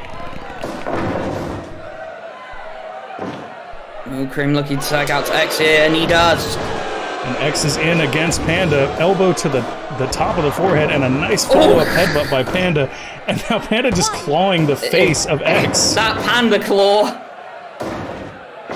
And I don't know that X is really prepared for this at all. He doesn't seem to have anything up his sleeve for Panda's offense. We saw him already try to send Marcus into Panda, and Panda avoid the contact. Oh, well, Hurricane Rana that. Sliding dropkick from Xavier Shamrock, but Panda's right back up with a stiff elbow and a tag to Marcus. Oh, and Skerritt out. However, Marcus back up for X. And X gets a leg trip here and moves straight into a grounded side headlock from a side-seated position. That stiff elbow from Marcus. And X doesn't want any of this, tagging in Krim Rocker here. Marcus manages to trip X, but turns right into Krim. Oh, and that nasty axe handle there from Krim, who's mounted the top rope. Misses with the elbow drop, though. Marcus able to buy some space there, get the tag out to Panda. Yeah. A lot of quick tag-ins between Panda and bloody hell! X didn't give it to him. Exactly, Diggs, exactly. Oh, Panda's got something in mind here. Huge sit-out powerbomb on Krim Rocker. That is a massive powerbomb. Krim able to kick out, but X was in to break it if he needed, and a giant jumping knee from Krim Rocker to Panda. And you know, I have to wonder if it's actually very effective to be working these elbow strikes to the head of Panda, given the cushion in that mask. Quite possibly. Oh, bloody hell. Panda with a big body splash onto Krim Rocker's spine. When you're the size of Panda and you're dropping all your weight on the spine of another competitor, that is no small thing. Double lariat here from House of Wolves. The teamwork on point as we would expect. Wow. Two. Only a 2 count as Panda kicks out. How many matches have we had? We are currently on match 8 of 10. We have 2 matches following this. Oh, Mark's trying to get a hit in that. Diggs, thank you for that host. And X is working over Marcus with elbows here. What the hell? Marcus finds a way to break free, though. Yeah. I mean, if you're Marcus Moonchild, you have to be glad to finally be getting your hands on Xavier Shamrock here. And we've seen this half crab before being applied effectively to Xavier Shamrock here, and helps Marcus sort of get the advantage so he can make a tag out to Panda. Potentially a double team, but Marcus thinks better of it and obeys the referee in getting out of the ring. Oh, wow. And X is just, there's nothing technical about this. X has just rolled Panda up and is punching the hell out of him. Oh, Panda's got the claw. Panda's got the claw, and X isn't sure how to react. Ripping for any kind of purchase there, and all he finds is panda hair. Yep. Oh, wait a minute. Pack hunt on Marcus Moonchild. Krim Rocker and Xavier Shamrock hit the pack hunt on Moonchild, but Krim is down too long to take advantage. And a leaping DDT from Marcus buys him the space he needs. Picks him up. Nasty Hurricane there. Followed up by a sliding kick. Yeah.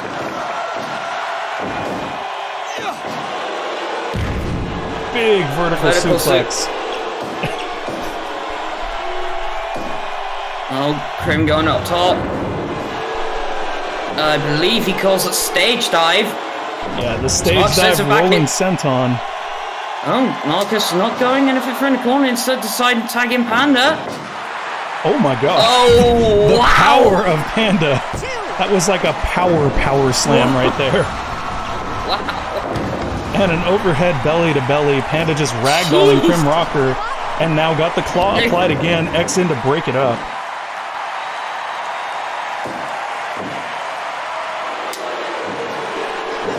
Krim tagging out. Just gets sent into the other corner. Nope, strike exchange. X lands a nasty head kick, but look at Panda just barrel through him like a linebacker. Panda, like a furry lawn dart, just laid X out. Forearm there. And headbutt to follow up. And now a tag. Marcus misses the Hurricane twice, but gets X in the corner, and X with an eye rake to buy space, but Marcus manages to cut off the ring, keeping him away from Krim Rocker. 1, 2. No. Not gonna get it done. Ooh, and a chop to the chest of Xavier Shamrock. Roll up. Mahistral Cradle, right part of town for it to be protected. Again, another elbow shot. 1, 2. 2. You No. can see both teams eager to protect or to break up these pinfalls here. I'm going to send Krim off the ropes. What a bear hug. Oh. Straight into a Panda bear hug. But he is in the wrong part of town. X could have got in and broke that up rather easily before Marcus could interfere. Oh no. Uh-oh, not good. Panda has been dumped to the outside in House of And Wolf's there's already corner. a light tube in play. Oh wow. Oh god. X just went face first through that light tube though. Oh, Panda with a powerbomb counter there. Bloody hell. The blood is pouring from the forehead of Xavier Shamrock now. Oh, hell's breaking loose there I for a wasn't even second sure or who was the two. legal competitor at that point. It appears to be Krim and Panda. Yeah, still. And a sent Off off the the ropes. ropes. Oh, Nasty God. big boot.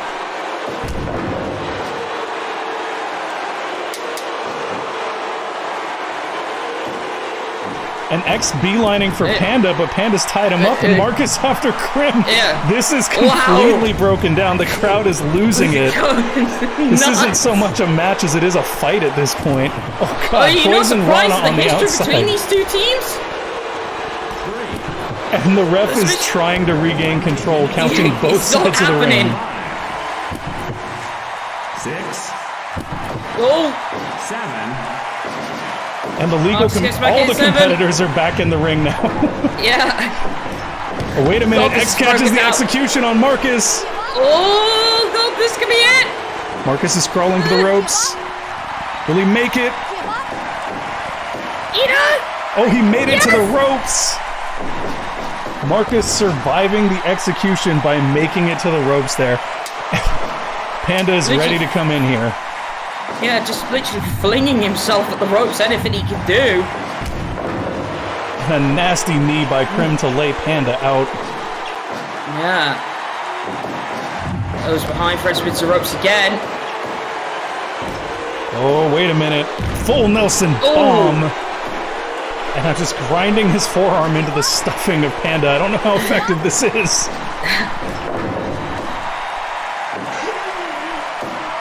Oh, Panda going up top. Big splash. But X immediately breaks that up. Yeah. Krim picks it back up off the ropes. Ouch. Nasty double axe handle. Oh, back to the bear hug. It's a bear hug. The panda bear hug on Krim Rocker here. Oh, wait a minute. Krim is ripping at the mask of Panda. Oh. Trying to tear that mask off of Panda is Krim Rocker. Nah, it says a bit of ropes. The crowd does not seem excited to have X in the ring at all. No, you blame him. And X is bleeding all over Panda right now. The blood just pouring from his forehead as he applies this rear naked choke, attempting to finish the matchup. And in At this comes rate, he Marcus. will turn him into a red panda. Yes, he will, actually. That's a very good analogy there. Marcus with a rolling elbow to the back of the head of Xavier Shamrock, and another one following it up. All sorts of concussive action to the head of Xavier Shamrock here. Wait a minute. Scoop tombstone pile driver. Holy hell. And Krim is in to break it up. Panda in to defend it. Team Kawaii has officially defended the titles. Wait a minute. Krim Rocker is not done here, going after Marcus Moonchild. Blow for blow, and Panda just looking on, perhaps a bit dazed after his first match out on his return. Yeah, quite possibly. Team Kawaii managing to defend the Tag Team Championship, though, and retain it against House of Wolves. Xavier Shamrock there didn't get exactly what he was after, and I gotta tell you, Goth, I'm pretty happy about that. Yeah, I am too. But one thing we need to note now, because Panda is back, that means the Tag Team titles are now locked back in position. The Freebird rule not being in effect any longer. That is a very good point. I hadn't thought about that. You got to wonder how Panda, or rather Kana and Kitten, are going to feel about the fact that they are no longer the tag team champions. Well, they're probably cheering wherever they are at the moment. Thank God that the Marcus and Panda were able to defend the tag team titles. I suppose we'll see in the future. That being said, folks, the next matchup, this is a very interesting tale. We have Omar Jackson, the Progress Heavyweight Champion, defending his title against the Hammer of Justice, Mark Skerritt. Mark Skerritt making a violent and vicious return by decimating Omar Jackson after Omar Jackson defeated a former member of his Glory faction, Victor Wolf. And now the Hammer of Justice is going to get his hands on Omar Jackson in a match for the first time since his return. I can only imagine what we're going to see.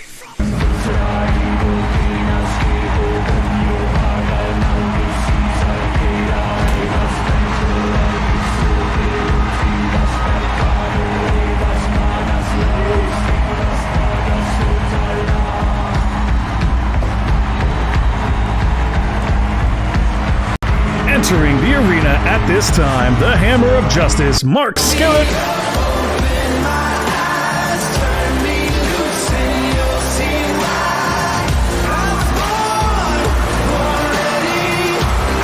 And his opponent this evening, he is the reigning, defending Progress Heavyweight Champion, Omar Jackson.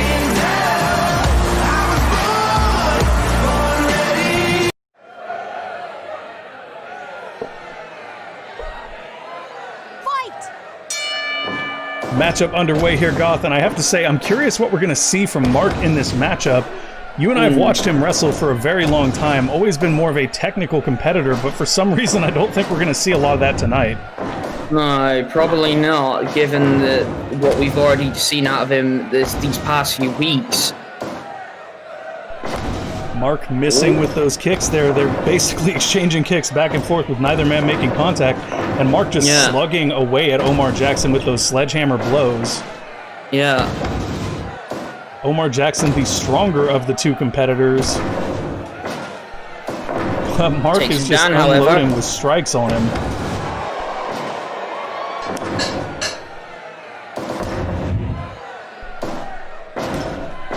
Just slamming him down on the mat is Mark Skerritt here. Shots in the knee. Bloody. Going strike for strike here. A shot to the chest. And back and forth they go, blow for blow. To the back of the knee. Off the rope. Missing with that Ooh. elbow is Mark Skerritt. Omar Yeah. Jackson trying to regain control of this matchup. Nasty shoulder block there to put Mark on his back, but Mark is right back up. Yeah, he is. Off the Now ropes. Mark landing an elbow of his own to lay out the champion. Quick cover Cover. here. What? Nope. Not even a 1 count. Oh, big Vertical jumping suplex. brainbuster there. Mark laying it in with that sledgehammer blow.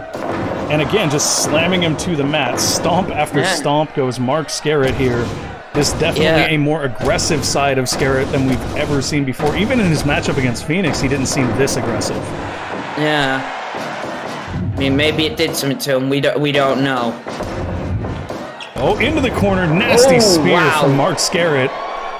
1. No. Omar Jackson kicking out and Skerritt with another axe handle to put him right back on the ground. Big sequence God. of elbows. And Omar Jackson seems to be wanting to get his revenge for all the times that Mark Skerritt has been sort of messing with his head and just blatantly assaulting him in recent weeks. Yeah.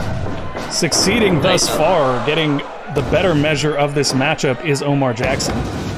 Yeah, it seems Mark has really got under his skin. And it's taking effect in the match.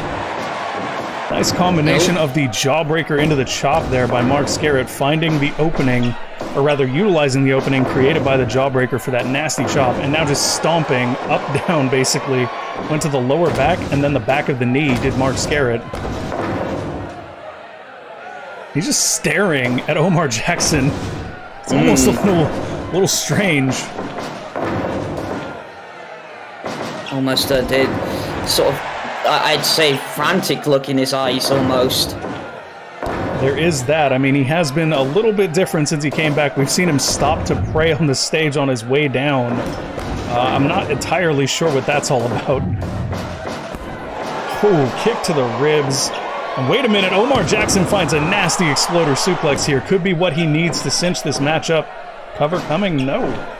No, picks him back up. Obviously wants to put more damage in. Oh, Big double wow. underhook suplex. Sending Mark for the ride, so to speak. Coming off the ropes is Omar with an STO straight through.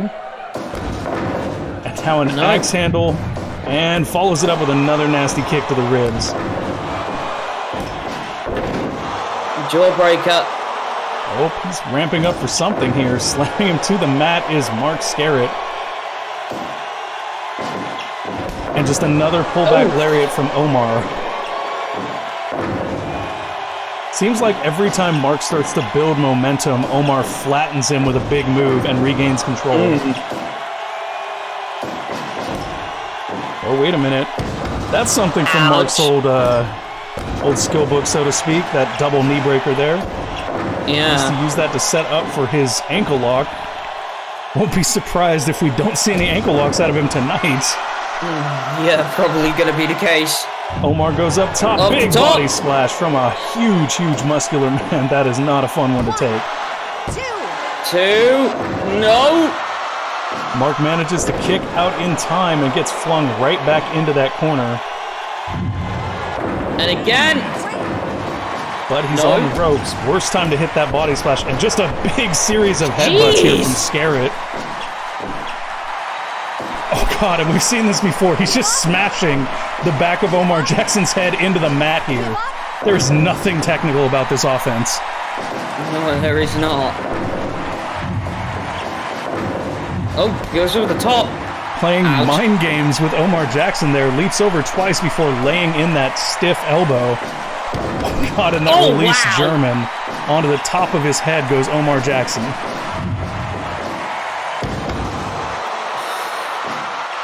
And Skerritt seems firmly in control now. Elbow to the lower back. Now just a kick across the chest. Oh, wait a minute. Finds a Northern Light suplex to Omar here. Could be it. Doesn't get no. him. Gotta say, like, that shifted very, very quickly. Mark Skerritt seemed to be very much in control. Yeah. As we know here, Takes Goth, him Mark over. Skerritt feels that he is doing the will of the Allfather, Odin, and punishing Omar Jackson for all of his crimes against his former ally's glory. Big jumping brainbuster. I would definitely say that when Mark got in control and was slamming his head into the match, punishment was the right way to term that. Yeah. Oh, strike exchange here.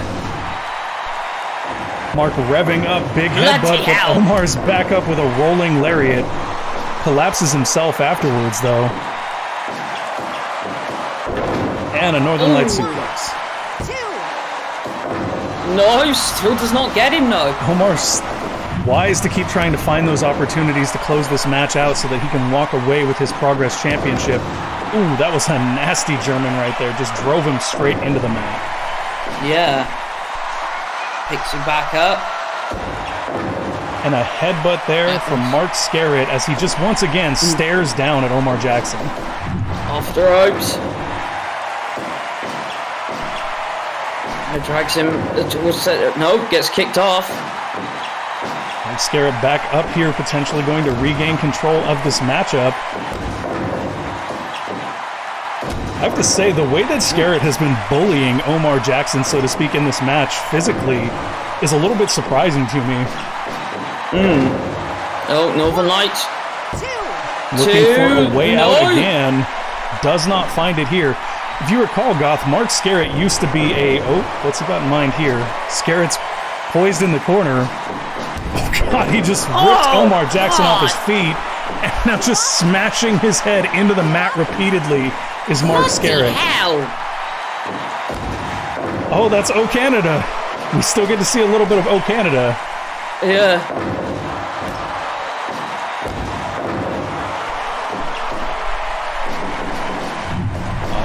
To the ropes.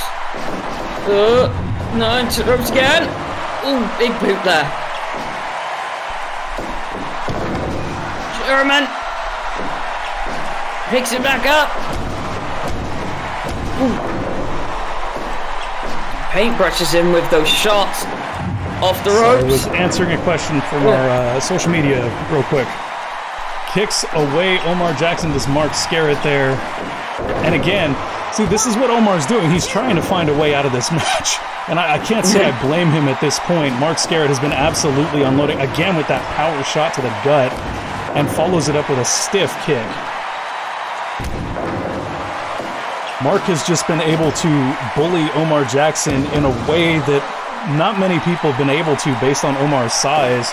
And as I was saying before, Goth, like I mean, I'm sure you recall this, but Skerritt was always pretty much a technical competitor, very much get people to the mat and grind on the leg. This is a very definitely different side we're seeing from him. Yeah, there's the complete contrast to the technical style we're used to Mark Skerritt. Oh, wow.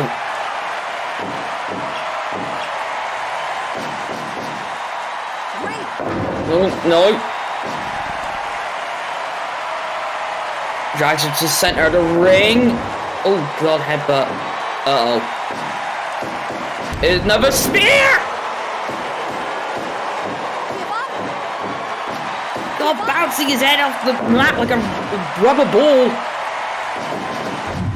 Into the ropes. Big boot. I think we're coming close to the end here. Into the corner. Bloody hell, charges at him like a freight train and a bear hug. Give up. No. Ooh. Off the ropes. All right, folks, we got that taken care of. There was a little issue with a car alarm going on in the background. And back Strike and exchange. forth they go. Mark Skerritt revving up here. Big headbutt. Rolling lariat.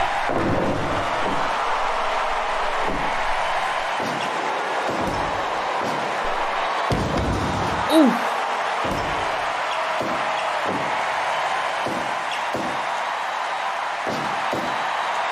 Oh, wait a minute. That tumble knee breaker. Off the ropes. Ooh, jumps over the top. And now it's Omar Jackson laying in the stomps Oh, on wait, Mark roll up. Skerritt here. 2, no. Oh, We're wait a sending minute. Omar to the outside. Oh, what's he gonna do? Big old double axe handle. And just chopping down Omar Jackson is Mark Skerritt here. 6, 7. Gets back in at 7. Brings it back down to size. Brings it to On a the big center. headbutt. No way. Not a third time! Bloody hell! Is Mark Skerritt here to win the match, or is he just here to destroy Omar Jackson? Jeez! On a jumping brainbuster from Omar to buy himself the chance to turn things around here. German center of the ring, Jackson Plex doesn't get him. Double knee breaker from Mark, trying to take the legs out from under him here. Off the And that ropes. hooking lariat. Now he said it's the ropes. And now it's Yes. Omar staring down at Mark. This has Yeah. definitely gotten more and more personal as the match has gone on. Definitely He has. dumps Skerritt to Oh, the God, outside, to the does Omar outside. Jackson. 2. Ooh, Mark dazed here. Manages to get back in.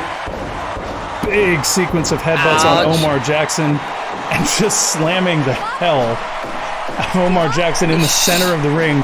At what point does Omar tap out from those slams?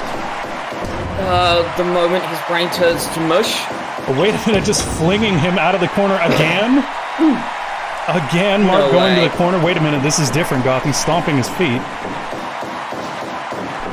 What the hell's he going for? Oh, God! Just lariated him into next week. 2, 3! And Mark Skerritt has defeated Omar Jackson to be... What the hell?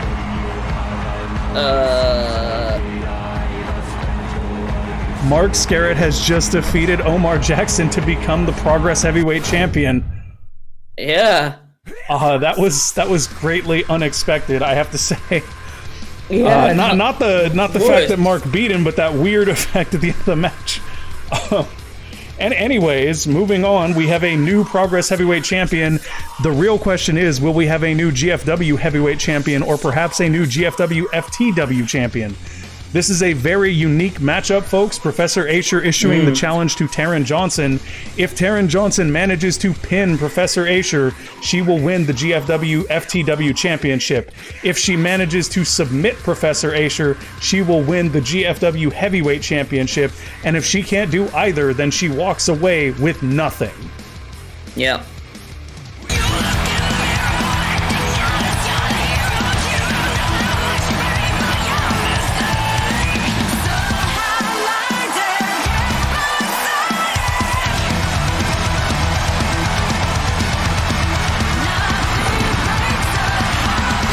Entering the arena at this time, the Heartbreaker, Taryn Johnson.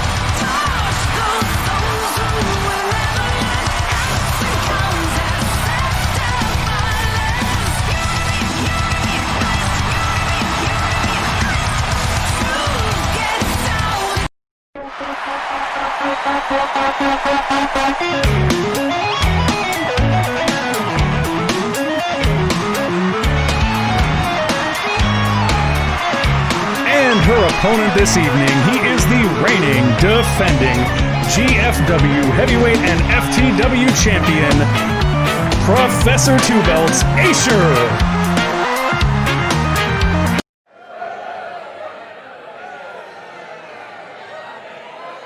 Fight!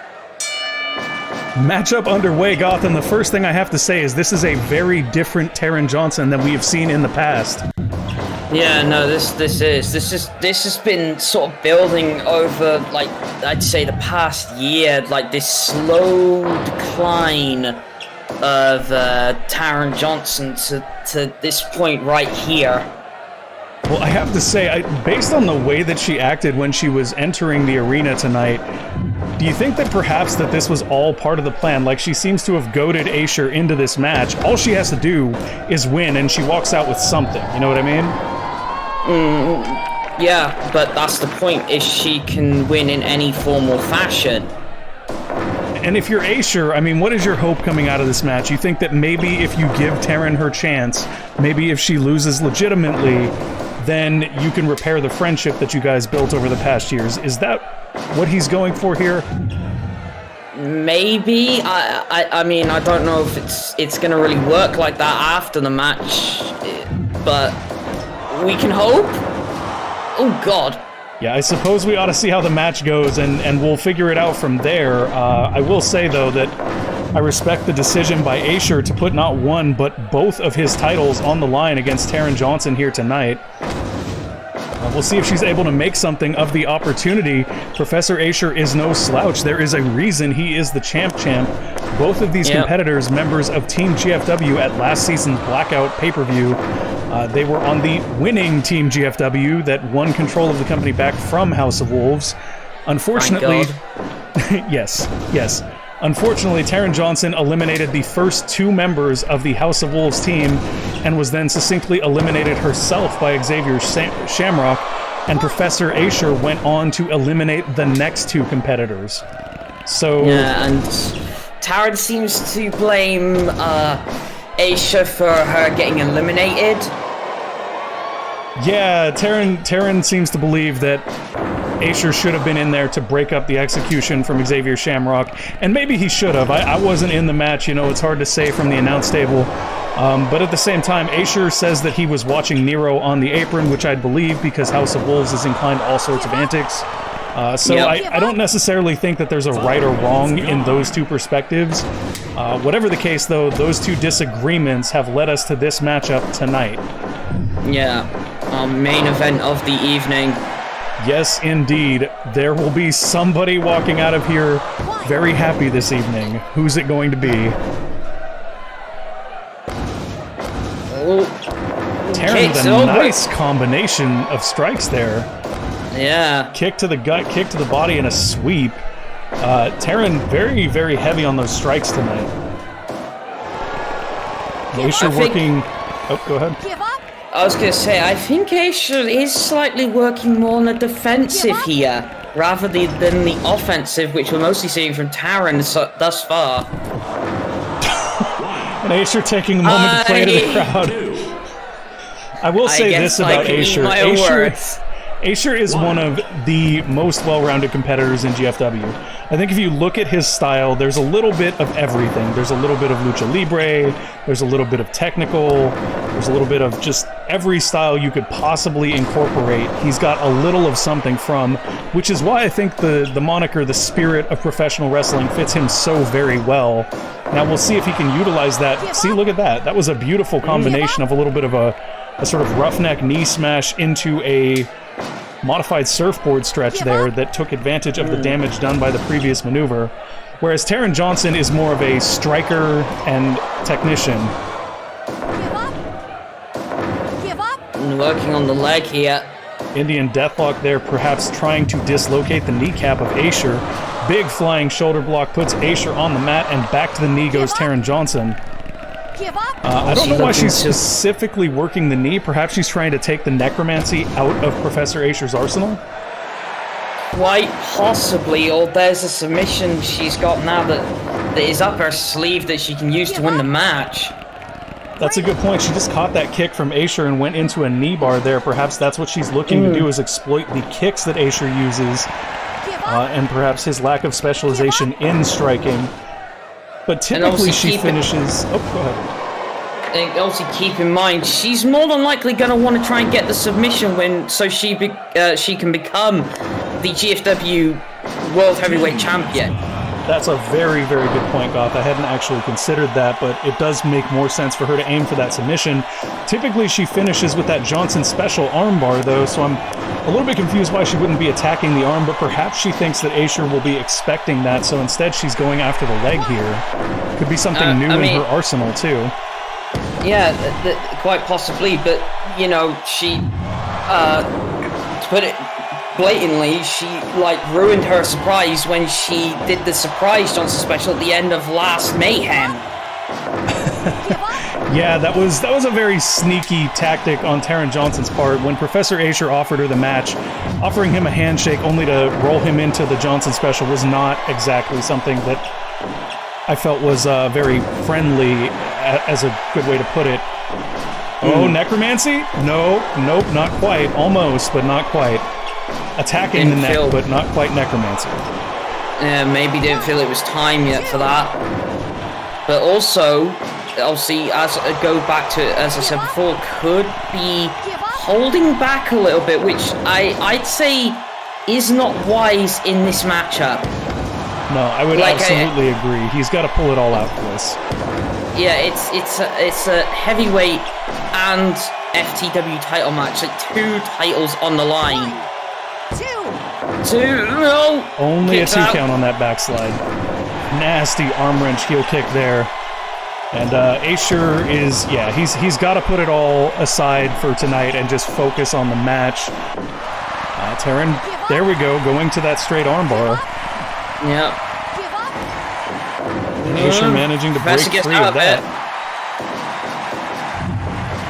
Off the ropes. Ooh, Back elbow there wow. from Asher, straight into a pinfall. Looking to end it early here, as early as possible. Taryn just walking Asher down and back to this abdominal stretch. The abdominal stretch is a great example of what I was talking about. That's more of a very old school technical hold. But if you actually look at the damage that it does, it works that core and stretches the core out very badly, which reduces people's ability to impact with things like suplexes and other common maneuvers in professional wrestling. So a bit of a move out of the vault, so to speak, but one that has a lot of application. Oh, Cobra Clutch suplex on the top of her head. There's nothing technical about that. That is literally just dropping somebody on their head. 2, The Cobra Clutch applied, so a little technical. a little technical until you know from over your shoulder. Then it's gravity that takes effect. That's 2 corrections, go. 2. Just counting. Never hear the end of this, guys, I swear to God. Johnson coming off the rope, big kick to the back of the skull, quite literally. And now to the front of the skull.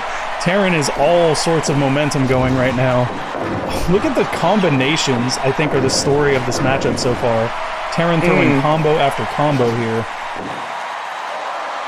Oh, brainbuster lariat. Nice hybrid maneuver there. Combination of 2 different styles.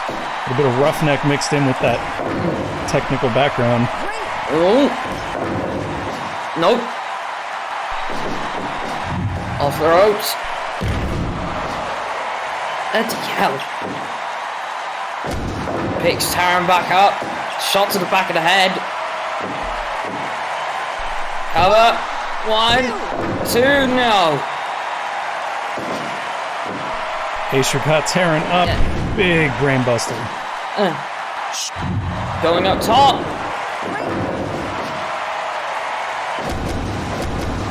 Oh. Combinations. Big step kick laying out Asher there after that sequence of elbows. Now a face buster. Asher just sort of being run on here, but wait a minute, Uranagi out of nowhere, and that's where we start to see that prowess shine. Yeah. Oh, gonna be in the rope. Yeah. Ooh, straight show tie to the back of the skull. Taryn coming off the ropes. Thought maybe we were going to see Kataru cutter there, but no. And now rolling into a knee bar. Perhaps this is how Taryn's looking to finish. We saw this work for Leon Gable earlier. Missing that rolling lariat is Asher. Taryn got him center of the ring. Good place to be if you're going for submissions. Roll up from Asher. No, only a 2 count. Barely gets that kick out.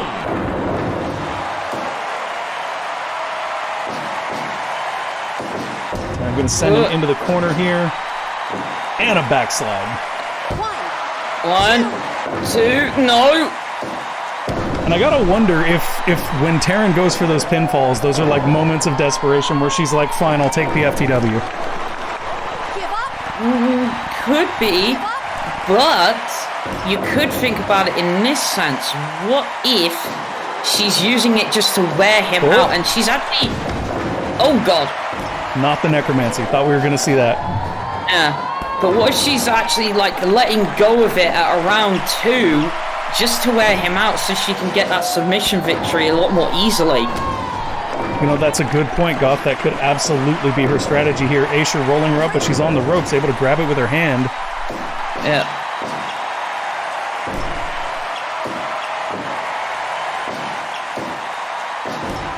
Oh, machine suplex from Aisha, but he lands her in the ropes there. Did you notice as well, Taran dragging him around gave him time to recover. Jackknife pin, 1, 2, no! Center of the ring there. Aisha doesn't want to risk the ropes again after hitting that machine suplex in the wrong part of town. Taran getting herself amped up before the kick. But oh, big spinning back fist by Aisha. Or spinning back chop, rather. A drop kick off the ropes that Lucha... Wait a minute. Did you see that, Goth? Yes, I did. I saw that. Well, Shelly certainly didn't. Aisha landed next to the ropes, thankfully. What the hell was that all about? Obviously, wait a minute. Take the low road out of this. Nobody kicks out! Splash does not get her the victory there.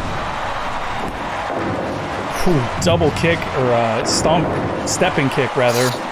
Followed by a senton. Oh, not again. Oh, wait a minute! Come on!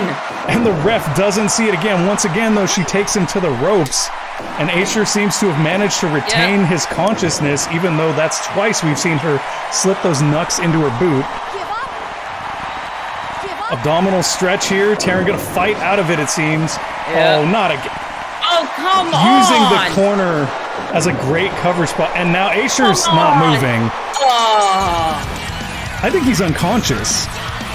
Right. She just called it a submission because of the special being applied, but I think Aisha was unconscious there. What the hell?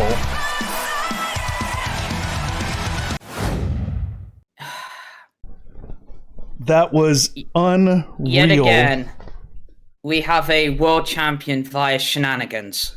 I cannot believe the way that turned out. Taran Johnson should be ashamed of herself for that. She took advantage of Aisha's kindness, slipped a brass knuckle into her boot, and managed to get the submission win. Let's put it this way, good. Taran has just basically used the same playbook to win the match as X. Ouch. That's the playbook she's reading out of right now. Ouch. If you're listening to this, Taran, keep that in mind. Goth is making a very, very good point here. However, I will say this.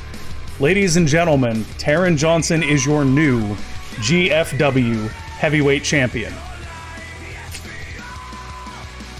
Yeah, really popping the crowd there, aren't we? You have to believe that there will be a rematch to this one. I will ensure that is going to happen on the next Mayhem, folks. There's no way we're going to let it go down like this.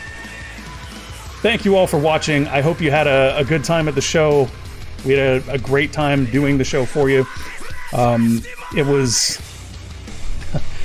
definitely not an easy process to get everything together in time, but once again, thanks to the help of a lot of the people in the booking committee, and of course the support of my awesome, loving fiance who keeps me sane through all this, I have managed to get it done. I wouldn't say that, Tony. We've had plenty of excellent female performers here on the roster. Taran Johnson just found a shortcut and she took it. It's not an uncommon thing in professional wrestling. Doesn't mean we have to like it, and it doesn't mean that this is the last time we're going to see Aisha and Taran in the ring. We will definitely see a rematch of their match on the next GFW Mayhem. Thank you all for watching. I hope you had an excellent time, and we will see you